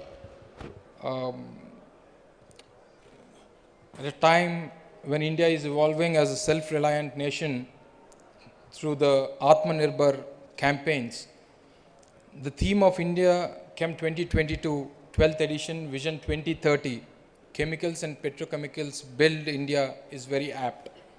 I represent the state of Andhra Pradesh, which is in the southern part of the country, and we are the gateway to the country of India. I am pleased to inform you that Andhra Pradesh is home to many renowned chemical and petrochemical industries. Due to its inherent strengths and owing to its strategic location, the state plays a significant role in growth of Indian chemical and petrochemical industry. The production of chemical and petrochemical sector in states has at a USD of almost 11.9 billion in the financial year of 2020-21, contributing to 8% of India's production. The sector has almost 7.3 billion committed investment, employing almost 1,39,000 employees. The exports in chemical and petrochemicals in Andhra Pradesh recorded almost 22% growth with almost $2.1 billion. With a resource base of almost 1,130 million metric tons, the Krishna Godavari River has a maximum number of oil and gas reserves. Andhra Pradesh Petrochemicals and Petrochemical Investment Region, which is the largest in the country, which is almost 640 square kilometers, is notified by the Government of India. The state is home to well-known chemical and petrochemical firms, including HPCL, ONGC, IOCL, Reliance, Grasim Industries, Tata Chemicals, BASF, Deccan Fine Chemicals, Nagarjuna Fertilizers, Coromandel Fertilizers, so on. We have almost the largest full conversion hydrocracker unit of HPCL in Visakhapatnam. It's expanding capacity to 15 million tons by the end of this year. Additionally, one of the world's deepest underground liquefied petroleum gas storage cavern projects has been built near the city of Visakhapatnam. With almost 5,100 plus MSMEs are operating in organic and inorganic chemicals, plastics, specialty chemicals, industrial gases, agrochemicals and fertilizers with a growth rate of almost 12%. The state has certain unique natural advantages which make it the best destination for chemical and petrochemical industries to prosper, which the previous guests have been mentioning. Andhra Pradesh is #1 in ease of doing business for the third consecutive time, which is a testimonial to the conducive business environment of the state. With the second largest coastline of the country, we have almost 974-kilometer coastline, the closest proximity to petrochemical nations such as Middle East, Asia Pacific and East Asia, with a string of ports equipped with to handle liquid cargo and feedstock supply, making Andhra Pradesh an eastern gateway to India. We are the only state with 3 national industrial corridors, which is the Visakhapatnam-Chennai Industrial Corridor, the Hyderabad-Bangalore Industrial Corridor, and the Bangalore-Chennai Industrial Corridor, and the PCPIR region, which I have just mentioned. We have the 640 square kilometer between Visakhapatnam and Kakinada. Our Honorable Chief Minister Sri Y.S. Jagannath Reddy Garu committed to port-led industrial development to be able to connect to the hinterland to the global trade networks through our ports, thereby creating seamless logistic corridors. The state is the second mineral storehouse in India, which gives the state an added advantage in terms of raw material availability of the sector. In the PCPI region, Visakhapatnam and Kakinada, 169-kilometer pipeline is being developed under Kakinada's Srikakulam pipeline natural gas grid to provide clean energy to the industrial sector exclusively for the chemicals and petrochemicals. And at India Chem 2022, we all conclude that there is huge untapped potential in the chemical sector, which is crucial component to reducing import dependence. Through this platform, I wish to inform you that the state government is ready to provide you with all necessary support. We have risk-free land bank under PCPR region at reduced upfront cost of covering 6 SCCs and with 24/7 power and water supply. And I therefore take this opportunity to welcome to the state of Andhra Pradesh, to all the industries to come and explore Andhra Pradesh as a potential partner of growth where abundance meets prosperity, and also visit our state pavilion, which is right across the floor. I once again thank the Ministry of Chemicals and Fertilizers and FICCI for organizing this event. Thank you. Jai Hind. Thank you very much indeed, sir. And now, ladies and gentlemen, I would request the Honorable Chief Guest, the Honorable Union Minister, to kindly do the honors of releasing the knowledge paper prepared by FICCI and PwC. And for the same, may I invite Mr. Deepak Mahurkar and PwC team to kindly join us on the stage.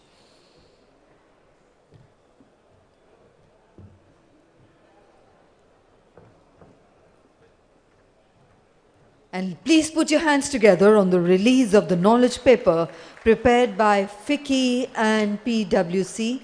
We thank the Honorable Union Minister for doing the honors of releasing the knowledge paper. Thank you very much indeed, sir. And now, ladies and gentlemen, I have the proud privilege in inviting our guest of honor, Shri Bhagwant Khobaji, the Honorable Minister of State, Ministry of Chemicals and Fertilizers, and Ministry of New and Renewable Energy, Government of India, to do the honors of addressing the August House present here today. Please put your hands together to welcome our guest of honor.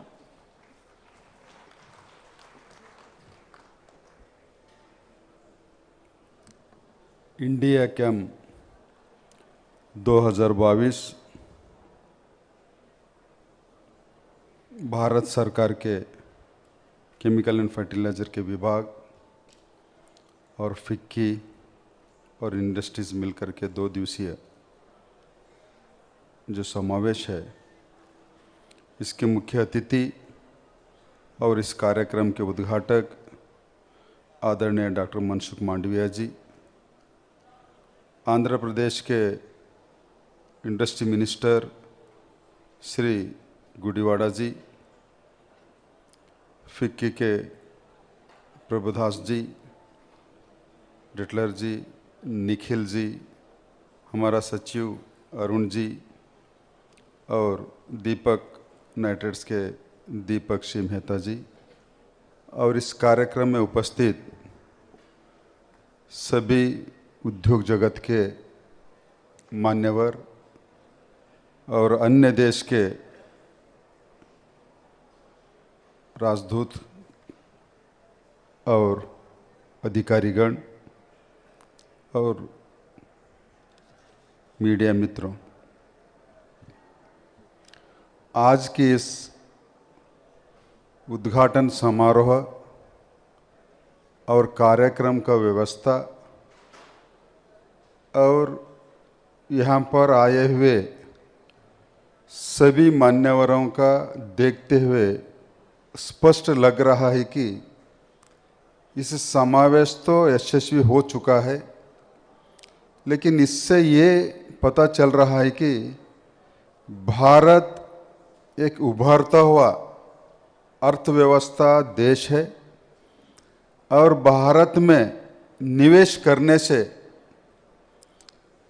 हमको बहुत बड़ा industry का growth के लिए खुद को लाभ हो जाएगा, ये स्पष्ट दिख रहा है।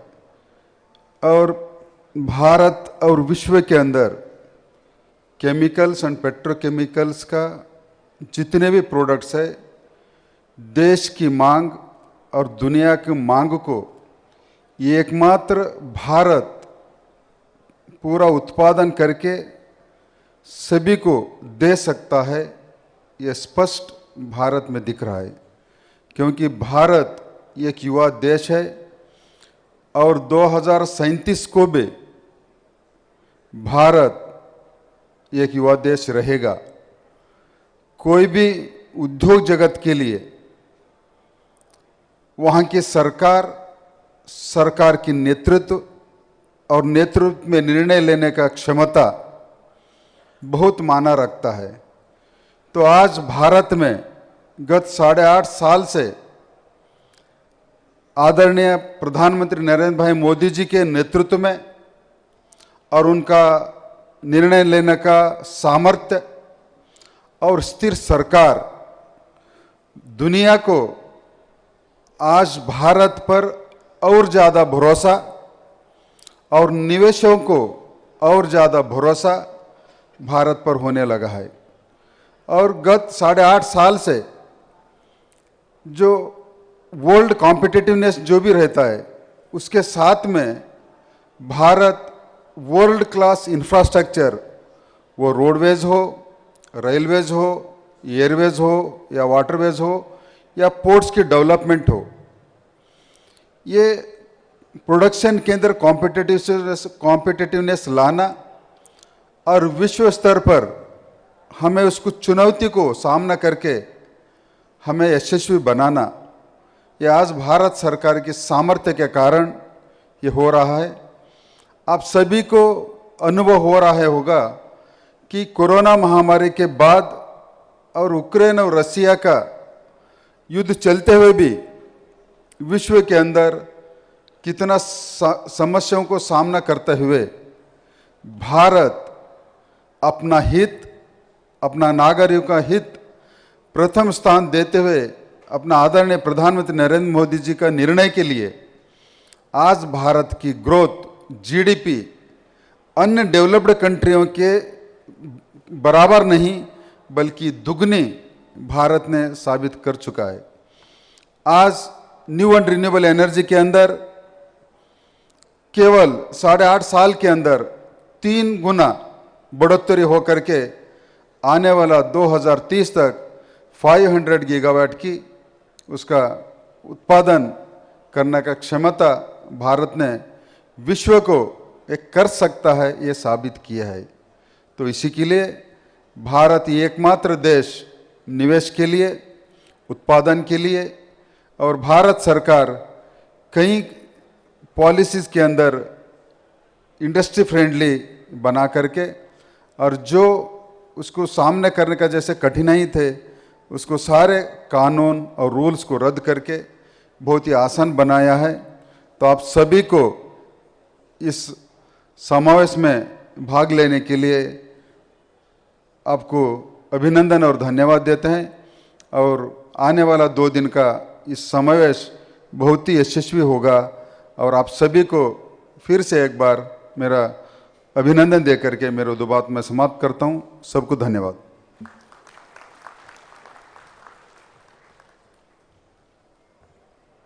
माननीय मंत्री महोदय जी का हार्दिक धन्यवाद। The Honorable Minister stated that India can take care of the industry of the world, being a country of the young citizens. and investing in the industry in our country will be a good investment for the future. As today you all know, the GDP growth of the country has almost doubled as compared to the other developing countries. And now, ladies and gentlemen, I have the proud privilege in inviting the Honorable Chief Guest, Dr. Mansukh Mandaviya-ji, the Honorable Union Minister of Chemicals and Fertilizers and Health and Family Welfare, Government of India, for the inaugural address. Let's put our hands together to welcome Honorable Chief Guest.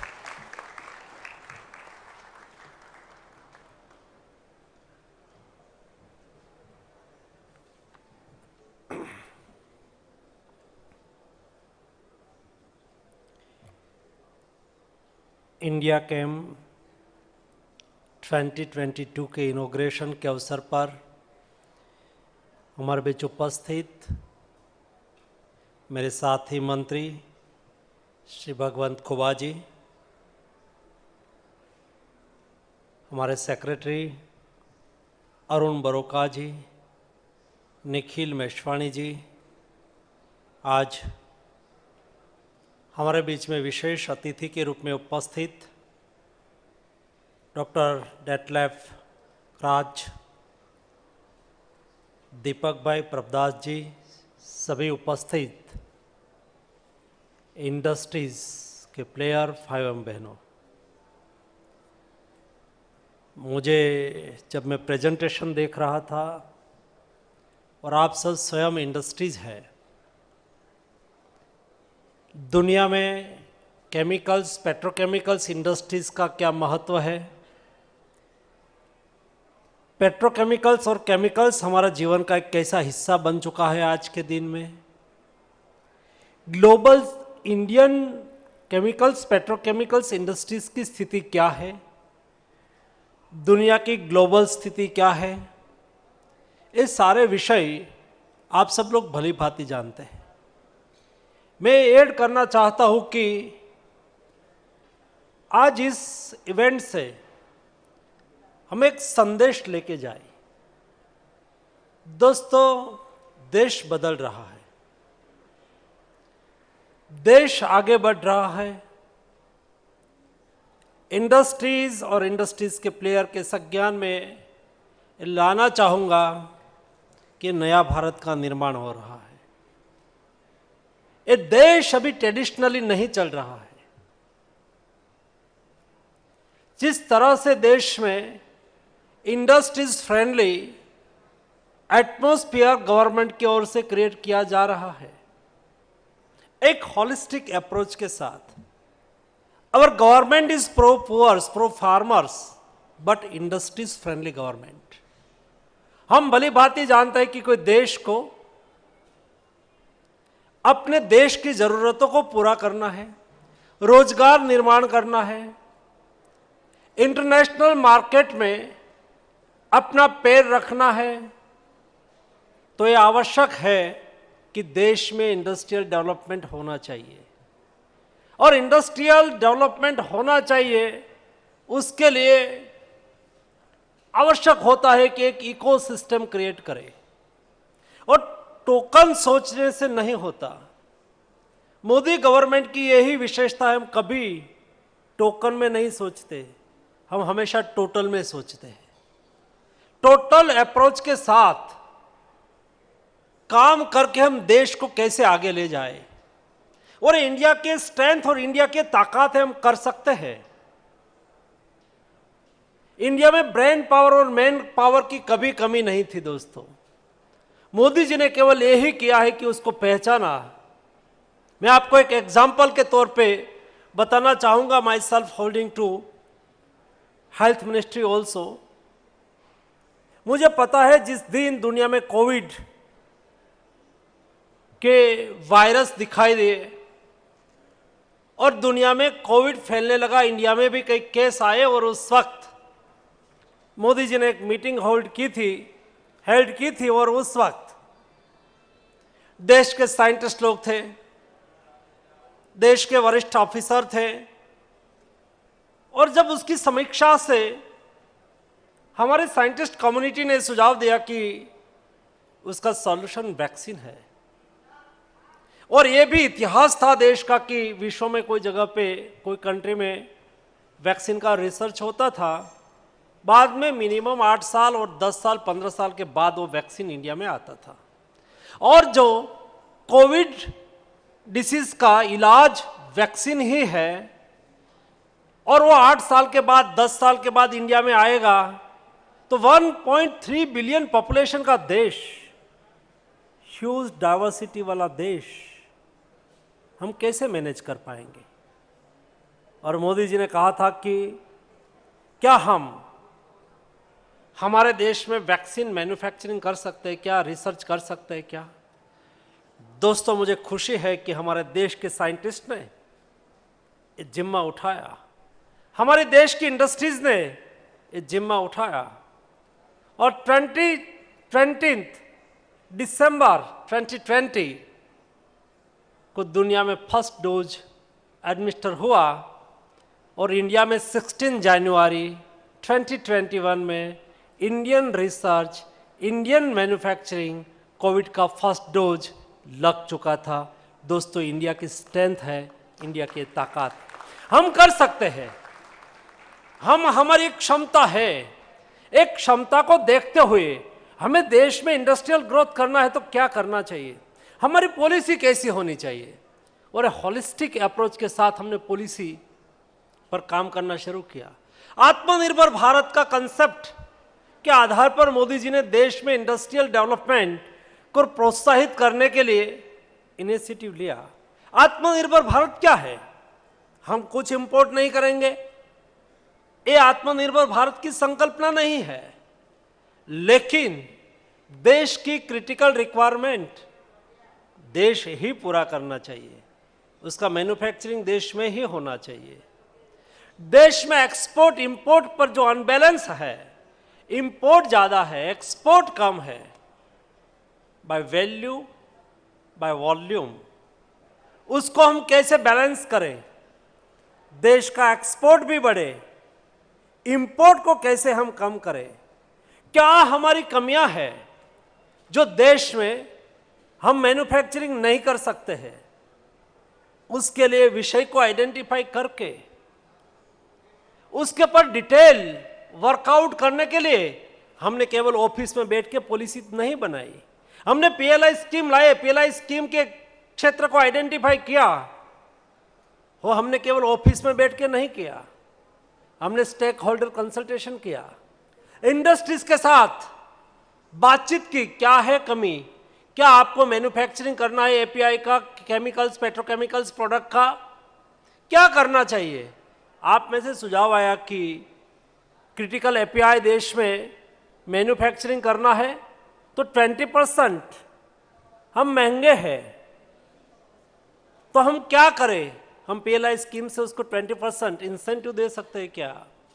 धीरे धीरे समझ में आए कि क्या ऐसे ही PLI scheme हम API में लाए, वैसे कौन से सेक्टर में ला सकते हैं। धीरे धीरे हम आगे बढ़ते गए और हम केमिकल तक ये विषय को आगे बढ़ा रहे हैं। वैसे ट्रायल सेक्टर को आइडेंटिफाई करके पीएलआई स्कीम लाई गई। पीएलआई स्कीम तो हम लाए, लेकिन पीएलआई स्कीम का बेहतर इंप्लीमेंटेशन के लिए, इकोसिस्टम क्रिएट करने के लिए, ईज ऑफ डूइंग बिजनेस हम देश में कैसे आगे बढ़ाए, हम कंप्लायंस बर्डन कैसे कम करें, हमने एक एक विषय को आइडेंटिफाई किया।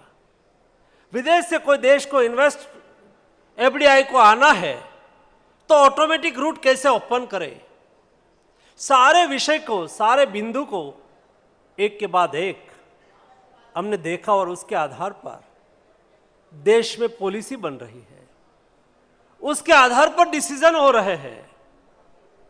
और हमने कोई स्कीम को लॉन्च कर दिया, स्कीम बेहतर उसका इंप्लीमेंट नहीं हुआ तो हमने उसको फेल नहीं होने दिया। इंप्लीमेंटेशन में क्या दिक्कत है, कैसा करें, क्या सुझाव है, अनुभव के आधार से क्या सुझाव आया है। फिर रिफॉर्म और ट्रांसफॉर्म, ये हमारी सरकार का नेचर है। ये दो चीजों को लेके डे बाय डे इंडस्ट्रीज के साथ कंसल्टेशन करके हम कैसे आगे बढ़े। ये मंत्र को हमने अपनाया है। केमिकल्स, पेट्रोकेमिकल्स इंडस्ट्रीज का विषय है तब तक देश में ह्यूज अपॉर्चुनिटी है दोस्तों। बदलते हुए इस समय में दुनिया आज इन्वेस्टमेंट के लिए बेस्ट डेस्टिनेशन बनता जा रहा है, और जब दुनिया के लिए इंडिया इन्वेस्टमेंट के लिए बेस्ट डेस्टिनेशन है तो मेरे देश के एंटरप्रेन्योर्स उसकी क्षमता को हम कैसे बाहर लाए, और उसके लिए हमने स्टार्टअप किया। आज देश में यूनिकॉर्न के नंबर बढ़ रहे हैं। दुनिया में सबसे ज्यादा यूनिकॉर्न कोई कंट्री में है, उसका नाम इंडिया है।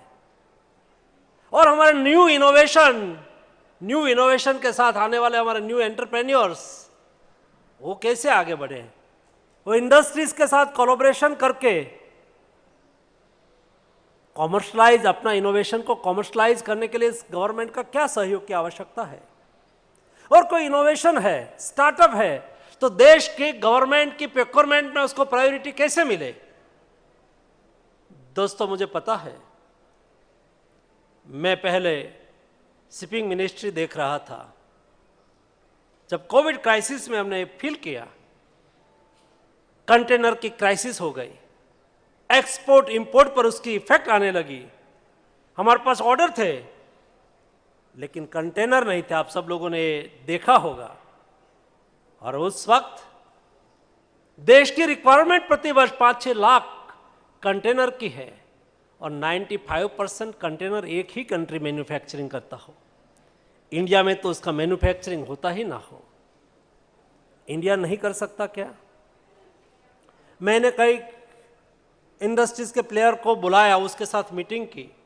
मैंने कहा करिए, और देखो दोस्तों हमारे एंटरप्रेन्योर्स में क्या विजन है, क्या क्षमता है, क्या भरोसा है सरकार पर। मैंने तो केवल बोल दिया था कि आप करिए, इस विषय पर देश की डिमांड है। और कई एंटरप्रेन्योर्स ने उसके पर काम करना शुरू किया। आज मुझे खुशी है, गुजरात के भावनगर में एक इकोसिस्टम बनने लगी। एक container manufacturers per day 200 container बनाए, उसके लिए प्लांट का इनॉग्रेशन प्रधानमंत्री जी ने कर दिया। और देश में 10,000 कंटेनर के लिए एक टेंडर निकला कोंकर का, और उन्होंने कॉट किया, वो L1 आया और 10,000 कंटेनर इंडिजिनियस बना के हमारे रेलवे मंत्रालय को देंगे। दोस्तों केवल 7 महीने में हमारे देश के एंटरप्रेन्योर से कर सकते हैं। भविष्य में हमारी इंडस्ट्रीज डेवलपमेंट के लिए, पेट्रोकेमिकल्स, केमिकल्स इंडस्ट्रीज के लिए जो देश में अपॉर्चुनिटी ओपन हो रही है, नहीं हम केवल इंडस्ट्रीज पर छोड़ते हैं। इंडस्ट्रीज बॉडी के साथ बैठ के एनवायरनमेंट के साथ इश्यू है, चलिए कंसल्टेशन करें। हमें इंडस्ट्रीज पार्क बनाना है, जीरो डिस्चार्ज की ओर जाना है, डीप सी डिस्चार्ज के लिए व्यवस्था करना है। क्या करना चाहिए, सरकार क्या कर सकती है? दोस्तों गवर्नमेंट इंडस्ट्रीज के साथ हाथ से हाथ मिला के काम करना चाहती है। हम इंडस्ट्रीज को हर संभव मदद करके इंडस्ट्रीज देश में कैसे आगे बढ़े, उसका इश्यू कैसे रिजॉल्व हो, ताकि देश में निवेश बढ़े, इन्वेस्टमेंट बढ़े। इंडिजिनियस यहां दोस्तों 1.3 बिलियन पॉपुलेशन इंडिया का है, इमर्जिंग इकोनॉमी है, मिडिल क्लास बढ़ रहा है। दुनिया का मार्केट की तो बात की बात है, इंडिया ही इतना बड़ा मार्केट है, दुनिया इंडिया का मार्केट देख रही है। सवाल है, यहां 2 व्यवस्था बहुत अच्छी है, इसलिए इंडिया इंटरनेशनल इंडस्ट्रीज कम्युनिटी के लिए, इन्वेस्टमेंट के लिए बेस्ट डेस्टिनेशन बन रहा है। दोस्तों हमारे यहां दुनिया की ओल्डेस्ट और बिगेस्ट डेमोक्रेसी है और बेस्ट जुडिशरी सिस्टम है। यहां judiciary, you are foreign company, you are Indian company, इस दायरे में नहीं देखते हैं। और judiciary giving to justice on base of merit. दुनिया ये सब विषय को देख रही है। और इसलिए इंडिया आज के दिन में इन्वेस्टमेंट के लिए बेस्ट डेस्टिनेशन के रूप में उभर रहा है। आप सब इंडस्ट्रियलिस्ट के लिए बेस्ट अपॉर्चुनिटी है। देश में स्ट्रांग लीडरशिप है, बेस्ट इकोसिस्टम क्रिएट हो रही है, ईज ऑफ डूइंग को हम बढ़ावा दे रहे हैं, कंप्लायंस बर्डन को हम कम करते जा रहे हैं और इंडस्ट्रीज कंसल्टेशन के साथ हम पॉलिसी का रिफॉर्म कर रहे हैं। आइए हम सब लोग गवर्नमेंट के इस इनिशिएटिव के साथ जुड़ के आप स्वयं की इंडस्ट्रीज को आगे बढ़ा के आप अपना मैन्युफैक्चरिंग बढ़ाइए, आप अपना इन्वेस्टमेंट करिए और प्रधानमंत्री जी की सोच का नया भारत के निर्माण में हम सब लोग साथ में मिलके एक सामूहिक प्रयास करें, यही अपेक्षा है। धन्यवाद।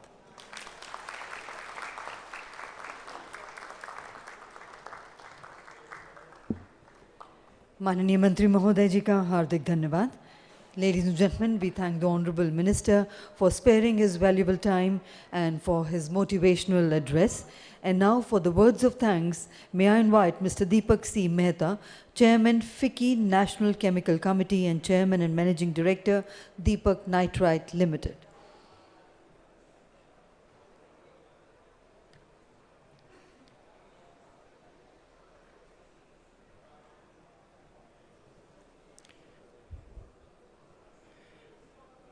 Dr. Mansukh Bhai Mandavia, Honorable Union Minister for Chemicals and Petrochemicals and Fertilizers, Honorable Shri Bhagwant Khubaji, Minister of State for Ministry of Chemicals and Fertilizers, Shri Arun Borakaji, Secretary Chemicals, Dr. Dieter Katz, Nikhil Bhai Meswani ji, Prabdas ji, and friends. A few years back, almost about 10 years back, we had a function for India Chem, and we had the pleasure of having Narendra Modi ji inaugurating that as a Chief Minister. And when we talked about India Chem, so he mentioned India Chem nahi. A few of us who knows Gujarati, Chem means why and Chem nahi means why not. And what he meant to say, why not India? Today we see this, that as Narendra Bhai proposes, Dr. Mansukh Bhai disposes. And he is right behind us and supporting us to say, why not India? Why should India not take its rightful stand in the world of chemicals? India in these last couple of years have already grown from the 7th largest to, I believe, the 5th largest player in the world of chemicals. And I believe there are few things that are happening positively which is going to change the situation to make it even better. Number one, just 2 years ago, we used to be talking about China Plus as an opportunity for any other country that could become a player in the several businesses, one of them being chemicals. And friends, I could see no other country other than India so far as the chemical sector is concerned. We had Vietnam, we had other countries which have been more in the different other businesses. But for chemicals, India seemed to be the best country if one was looking at China Plus. This year, largely due to the Ukraine-Russia war, I think people have also started looking at Euro Plus and trying to see, okay, where can Euro grow if they don't want to go beyond into China and they don't want to look at Europe itself. And again, friends, I do find that there is no other country other than India which is blessed with the type of chemical talent that is required by the world. Besides, we are very close to the Middle East, which is again the hub for all the raw materials, the basic building blocks. And lastly, the last couple of years, that the changes that are taking place in India again inspires me to believe that the chemical industry is going to go through a sea change in India. The strong support that the government has been giving on electricity-based industry, on the EV options that are coming up. In the last 2 years, the amount of investment and support they have given to semiconductors, to the electronic industry, and also to the pharmaceutical sector by the PLI scheme. All of these are actually significantly increasing the trust by various industries and thereby triggering growth opportunities for the chemical industry. And we in the chemical industry are keenly awaiting the PLI scheme for the chemical sector also, which will change this even better. Arun Boroka ji mentioned about the growth that the Indian chemical industry is going to be having, and he mentioned by 2030 we would be crossing $330 billion. But sir, the pace at which the government is now supporting and the pace which it will continue to support, I believe the year 2024 is going to be a very, very decisive year. Not only we were going to be having elections in India, but 2024 is a year when the seed will be sown to see that whatever growth that Arunji has said, which will happen by 2030, I'm more than confident we will be 3 years ahead of the times. And I'm sure all of us are going to be enjoying the pleasure of this growth. Thank you once again, sir, for all of you to come and be with us together. And I'm sure these 2 days of India Chem will only inspire us further. Thank you very much.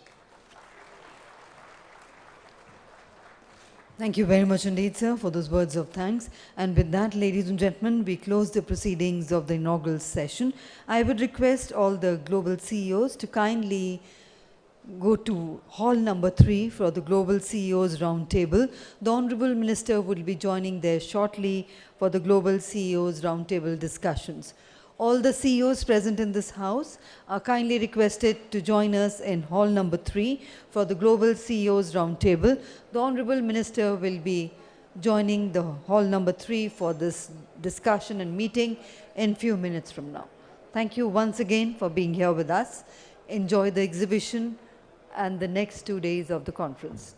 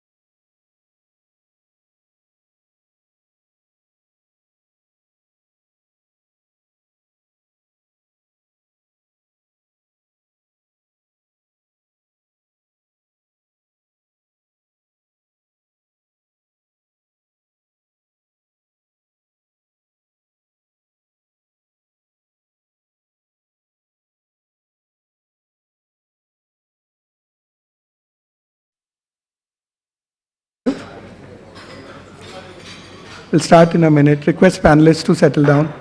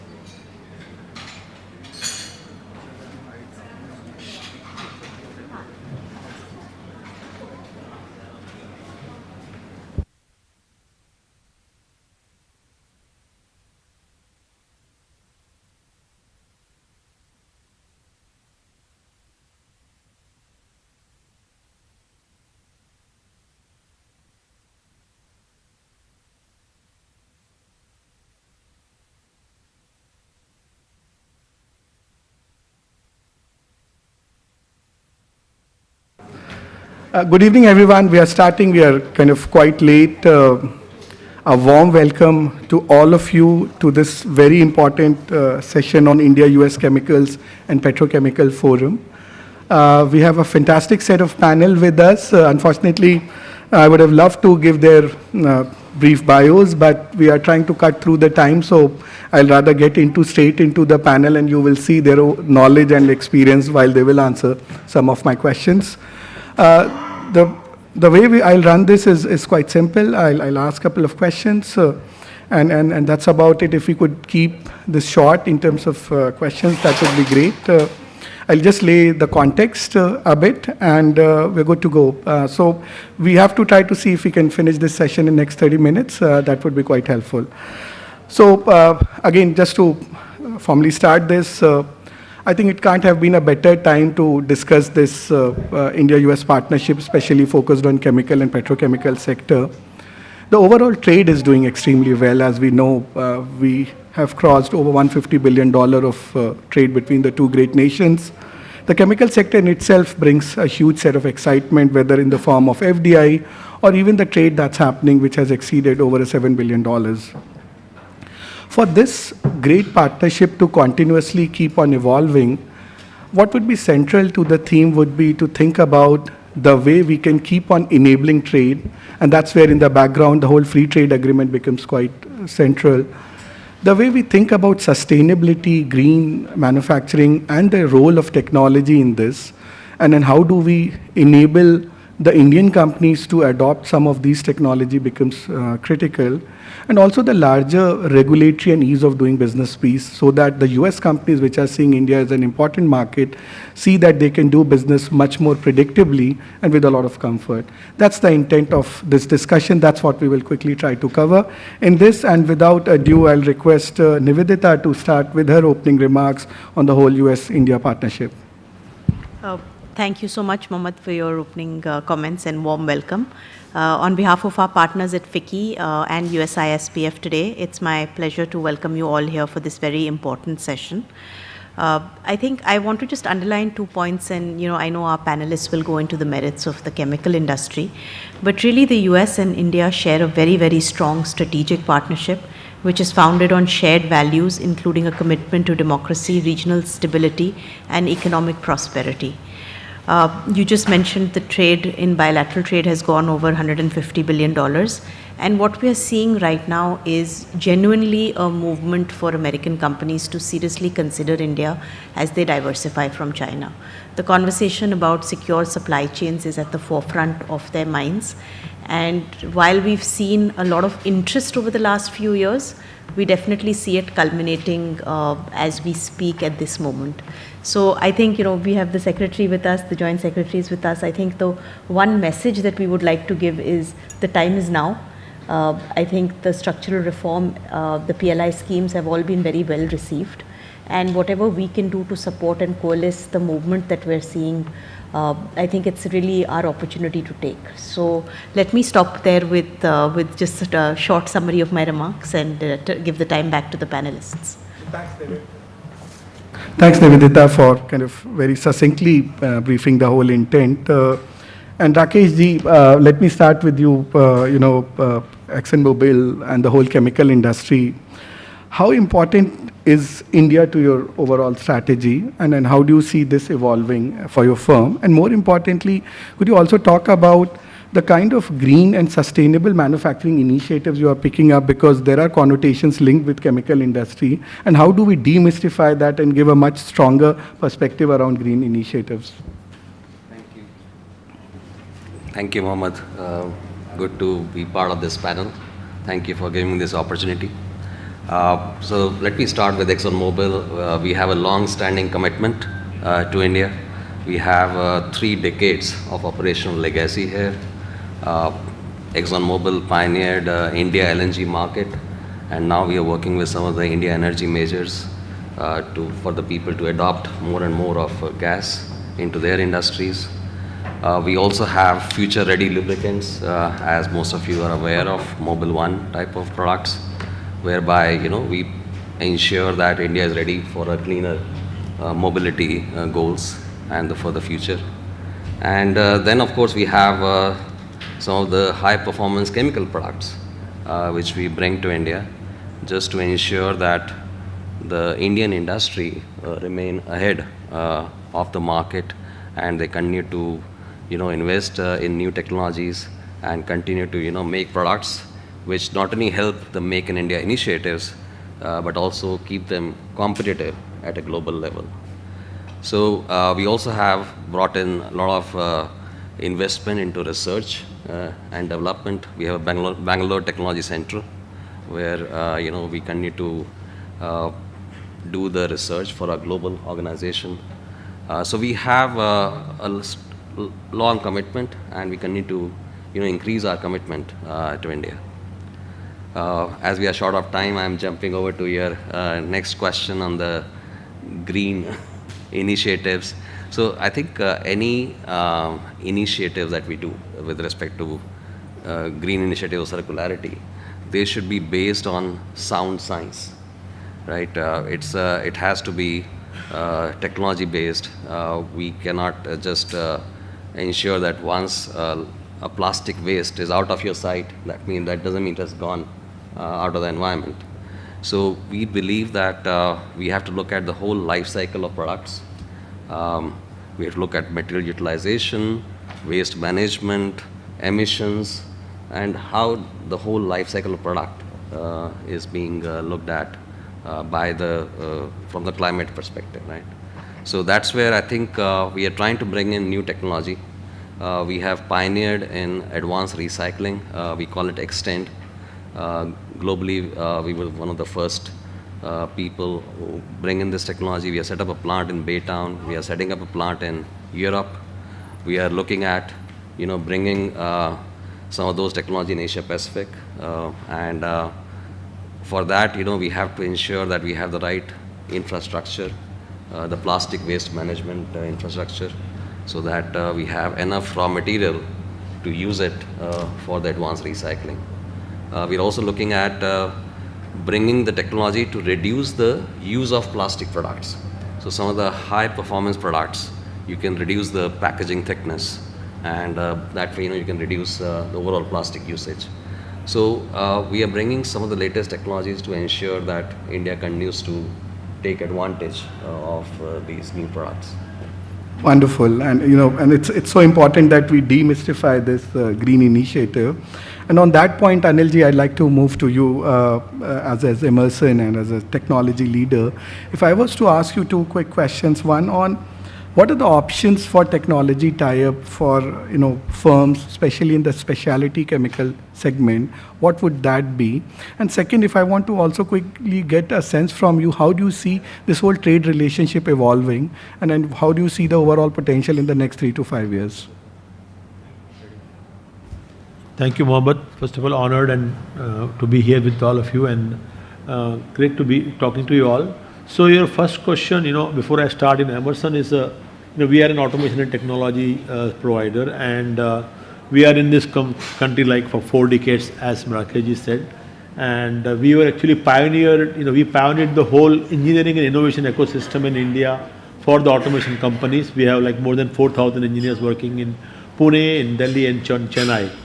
And then in the last 5-6 years, we saw the whole manufacturing kind of ease of manufacturing coming in India. And we invested big time in Talegaon on phase 2. We got land from MIDC and also in Chennai. And we are like bringing a lot of products which were made earlier outside of India, were very much needed for the chemical industry, we are bringing into India.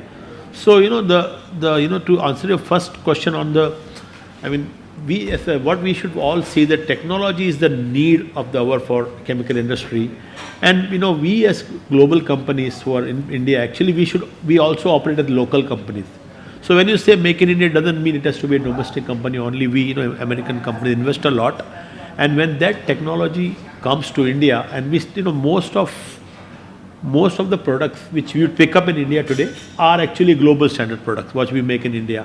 So, I feel that the way the chemical industry is evolving, there are 4 areas which chemical industry will look at: productivity, safety, emissions, and productivity, safety, emissions, and technology. All these 4 areas, if we, what we are seeing now, especially after COVID, there's a big push from the chemical industry to kind of invest in this area. In the past, I would say a refinery and a petrochemical would be more kind of focused. Of course, the big Exxons were always there, but whereas the local chemical industry, the whole big ecosystem, they are also coming forward. And I think what companies like we should offer is the technology which is already available globally should be then deployed here, rather than reinventing the wheel. I think that is a very, very important step we should take. And sometimes that whole thought process that make in India means that if it is an American company, it is not make in India, it is not true. 70% of my products which I supply in India are made in India. So I think that's first, kind of question I answered. And secondly, on the US-India trade relation, I think it has come a long, long way. I keep on, I've been working in this industry for 27 years. And the way things are changing, and especially the last 7-8 years, I've seen a phenomenal change. We would have never imagined going to MIDC, taking a land, and then starting a manufacturing plant. It was not thought by an American company earlier, but we took those steps.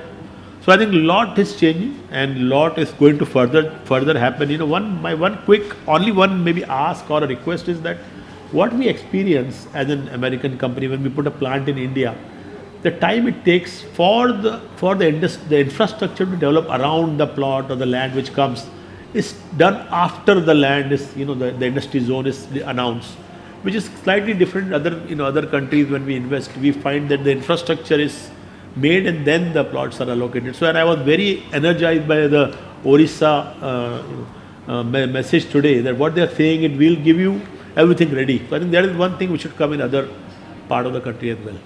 That's what I would like to say. Great points. Globally also, I think the quality of industrial infra is one of the key factors that gives confidence to investors, and thanks for highlighting that. But also giving a sense on where are the technology tie-up options happening. Actually, on that point, I'd like to move to Preeti. Preeti, you represent a tech firm. 2 questions I've got. For example, the whole world is moving towards more, ESG, net zero focus. How do you see this impacting the business, especially in the chemical sector in India? And then what could be avenues? And where is this India-US partnership could be placed to help these companies evolve into the next trajectory? Thank you. Thanks, sir, for this opportunity to share our view on this forum. Before I answer your question, a quick, at LanzaTech, we are a carbon capture and transformation company. And I can say we are one of the youngest company in the room, nearly 2 decades, not even 2 decades. So what our technology does is take waste carbon material, agri residue, municipal solid waste, waste plastic material or off gases, and we convert that into sustainable fuel ethanol. We are also working on biocatalyst synthetic strains. It is a biotechnological process, so that tomorrow you can make IPA and acetone and many other commodity and specialty chemicals down the line. So very disruptive model. When it comes to ESG and also India in the context, I would say in the 5 trillion chemical economy providing employment to almost 50 million people, if there is a bright spot, it is India. In India, the energy transition is happening. But I would say that energy transition will not be complete until unless it touches chemical industry. Because chemical industry is all around us, taking care of our well-being, our health. Everything starts with chemical around us. So if India is truly looking at just energy transition, which our Honorable Minister, Prime Minister is also saying, it has to essentially work in the chemical sector also. Their industry has to look for a new model. Typically, when we look at the growth for the industry through a cracker, $4 or $5 billion investment for a cracker facility, same investment you can put in 40 or 50 plant into the new technologies. They can enable energy decarbonization, defossilization, and also net zero targets. It's a right time. I think industry need to work on a roadmap, which we see in the chemical industry. It's a request, sir. In that roadmap, we look at the defossilization of the feedstocks. Why we need to get the carbon under the ground when we can use the waste carbon above the ground. And last point I would like to make is Make in India, which is, I think, very important. At LanzaTech, we see that Indo-US collaboration is very important pillar of that Make in India. But the way we look at take technology, make products for India, for world, innovate. We have a tremendous resource pool of talent and resources, and also then deploy technology, not just in India, but for the world. And I'm happy to share we have started in India with our partners building a plant, but we are also utilizing engineering strengths here to work for our other projects across the world. So I will stop there in the interest of time. You know, very succinctly, but a lot of good inputs, very clear action points. Thank you, Preeti, for that. I'll move to Mr. Raju Kapoor, one of the senior most members on the panel. Mr. Kapoor, two questions. When FMC has been there, what are you doing? What's FMC's role in India, and then how India is becoming central to the overall FMC? And B, more importantly, how can we keep making India attractive to companies like FMC from US? What needs to be done? No, thank you so much, sir, and thank you so much for giving this opportunity to be representing this industry. We are a very essential industry. 43% of the country is farmers, right? So unless their position improves, we don't improve. So FMC essentially is a global leader in the area of crop protection and crop management. We are among the top companies in India as well. Essentially, our role has been, for the last 3 decades we've been in India, and our role essentially has been in helping farmers improve their productivity. We still find that the productivity levels are today at about half or 1/3 of the global best, and we see significant scope to move forward. Simultaneously, we see that there's something like 200,000 crores rupees of crops get wasted to pests every year. We are there. We clearly are a company driven by innovation. We have a significant investment in India in terms of that. We have 3 manufacturing plants. We have a global innovation center in Hyderabad, sir, where we do innovate for the world. We have 3 clear streams that take us to solve the farmer's problem. One is cutting edge chemicals, where we have possibly the industry's, global industry's best possible 25 molecules in the coming time, and we have them all with us. We will be launching them. We are bringing out those molecules in India, so it's possibly the only multinational company to be manufacturing a patented product in India. So we do that in India. We're exporting it to Australia right now, but so also we look at India from a point of view of sourcing for our global markets. We today have almost 14 contract manufacturing arrangements in the country, including one large one with UPL, where the largest imported molecule, pesticide molecule in the country, we have now tied up with UPL that they will manufacture for us, so that we don't need to import all that stuff. But we now, as I talk to you, next week I think we'll have a global team coming in here, assessing various capabilities and capacities of various chemical manufacturers in the country, to see who do we work with. So essentially the idea of FMC is to partner. FMC is the 3rd largest market, FMC India is the 3rd largest market for FMC globally, and we see that there's a significant investment that we will continue to make in India, not only in the area of chemicals manufacturing, but in the area of biologicals, also in the area of precision agriculture.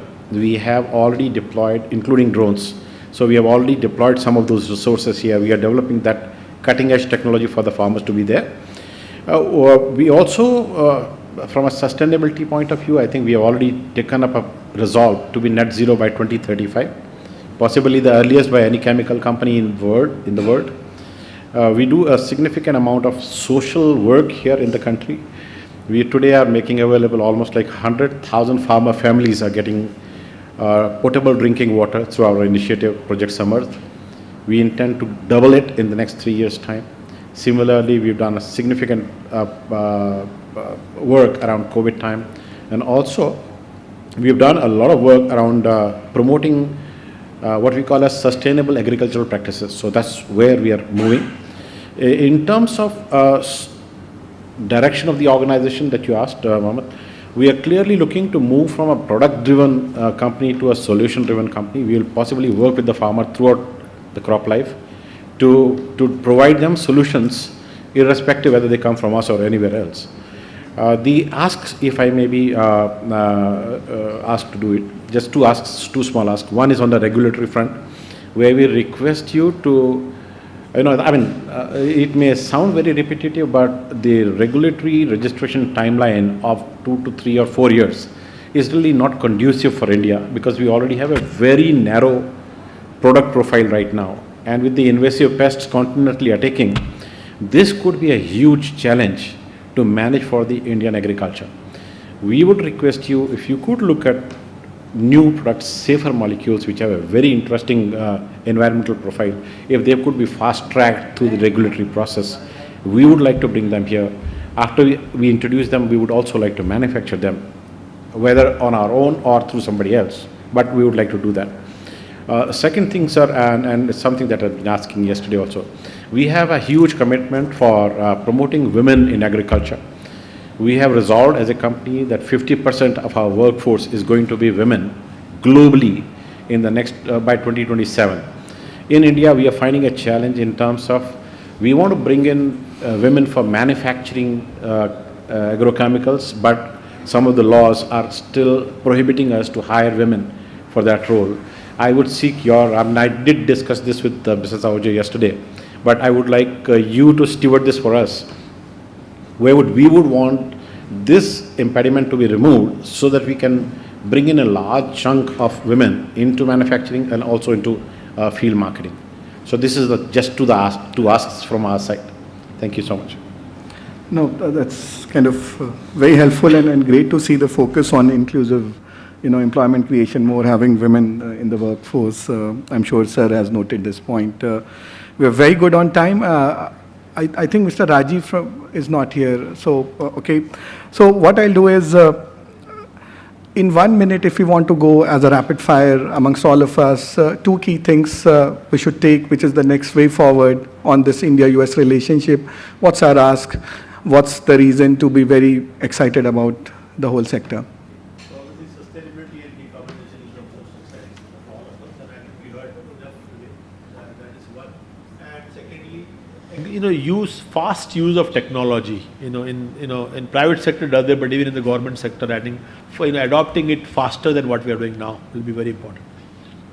Sure. Preeti? I would say allowing regulation for the faster diffusion of the new technologies. We are at that growth phase where we can't delay further. India has made an example to the world that it can be a leader in the renewable space. When it comes to renewable chemicals, it is the right time that India can be another leader in that space. So that is one part. And second, I would say is when we are looking into that, we should also work on the innovative financing model of these new technologies, because initially I think government support is definitely required there. So these are the 2 points I would like to make. Rakesh ji. So India is too big to ignore in today's environment. I think we are all committed to India, and we would like to grow in India. The only one ask at this stage is if we can streamline some of the regulatory environment within India, that will definitely help all the companies to bring in the global capital. Great. Mr. Kapoor. Yeah, I think the first and most important is technology. Please help us provide better access to better technology to the Indian farmers by way of facilitating the regulatory environment. That's a major ask that we have. And the second one is, if if the IPR protection system could be better, if I may say, managed, because we see that while IPR, while we have a patent, but simultaneous registrations are granted to anybody who applies and who go and compromise on our proprietary rights. So, and each molecule takes something like 286 to $300 million and about 11 years to bring to the market. Now, for that kind of an investment, risking that would be a huge thing. And if it gets risked in India, you know, it can be fed globally. So we would request your kind intervention in making sure that those are protected, so that people with the technology are feeling confident of investing, coming and bringing their technologies to India. Thank you. Thank you. So we had a 25-minute challenge, and I think we have done well on that channel. The only reason we were able to do is that I think the speakers are great. When you pack few hundred years of experience together, we can get the right summary in 25 minutes. I'll do that summary. I think that there's clearly great excitement around the partnership, whether it's for investment or for trade. Clearly, the sectors are very clearly, known. Technology is available. It is affordable. It can be, propagated. A bit of policy push is required to achieve this. Multiple, avenues to look on the policy side, sir, whether to think about regulations to make it more inclusive or for technology diffusion, or to even think about ready industrial clusters that can really help over there. Few other elements to think about is to think about innovative financing and IPR structure. So on that note, I would like to conclude this session, and thanks a lot for joining. Thank you. I just wanted to take 1 second to present a book we put together on 75 years of US-India relations. It's called We the People, which is the first words of both our constitutions. And let me just say a few words before we conclude. Even though we are overshooting, we need to go to the award ceremony in next 10 minutes or so. First of all, thanks to all the participants who, despite a very long, busy day, they have made it, in almost full attendance. All the speakers who have given their points, first of all, we have noted them, and the important thing here is, obviously, as the Department of Chemical and Petrochemicals, we are a facilitator, and we try to discharge that duty in a very systematic manner. We have been doing it. There are some regulations which are not in our control, and for that reason, particularly some regulations relating to the agriculture side, we will be having detailed discussion when we have Honorable Agriculture Minister also. So I think we'll be taking up some of those issues. But point is well noted and being followed up also. That was one aspect on the policy. There are other issues related to environmental policies, etc., that is being taken up separately, but I think here the main issue was relating to the agriculture sector. Relating to IPR protection, I think we need to discuss it in great detail. That one point is with respect to agriculture sector, that is being discussed. If there is beyond that, probably we can further discuss on that issue also. And how do we adopt technology a little faster? How do we ensure that that also will be we have noted, and whatever facilitation we can provide from our side, we'll definitely do.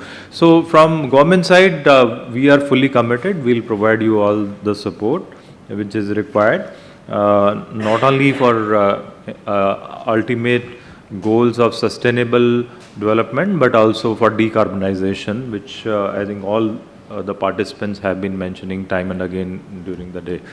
So I'll just stop here, and now I'll pass it on to you.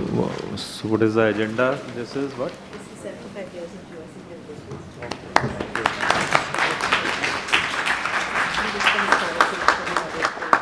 This appears to be good. Yeah, I'll leave the box with you, and you can Yeah, enjoy it and thank share you. with you.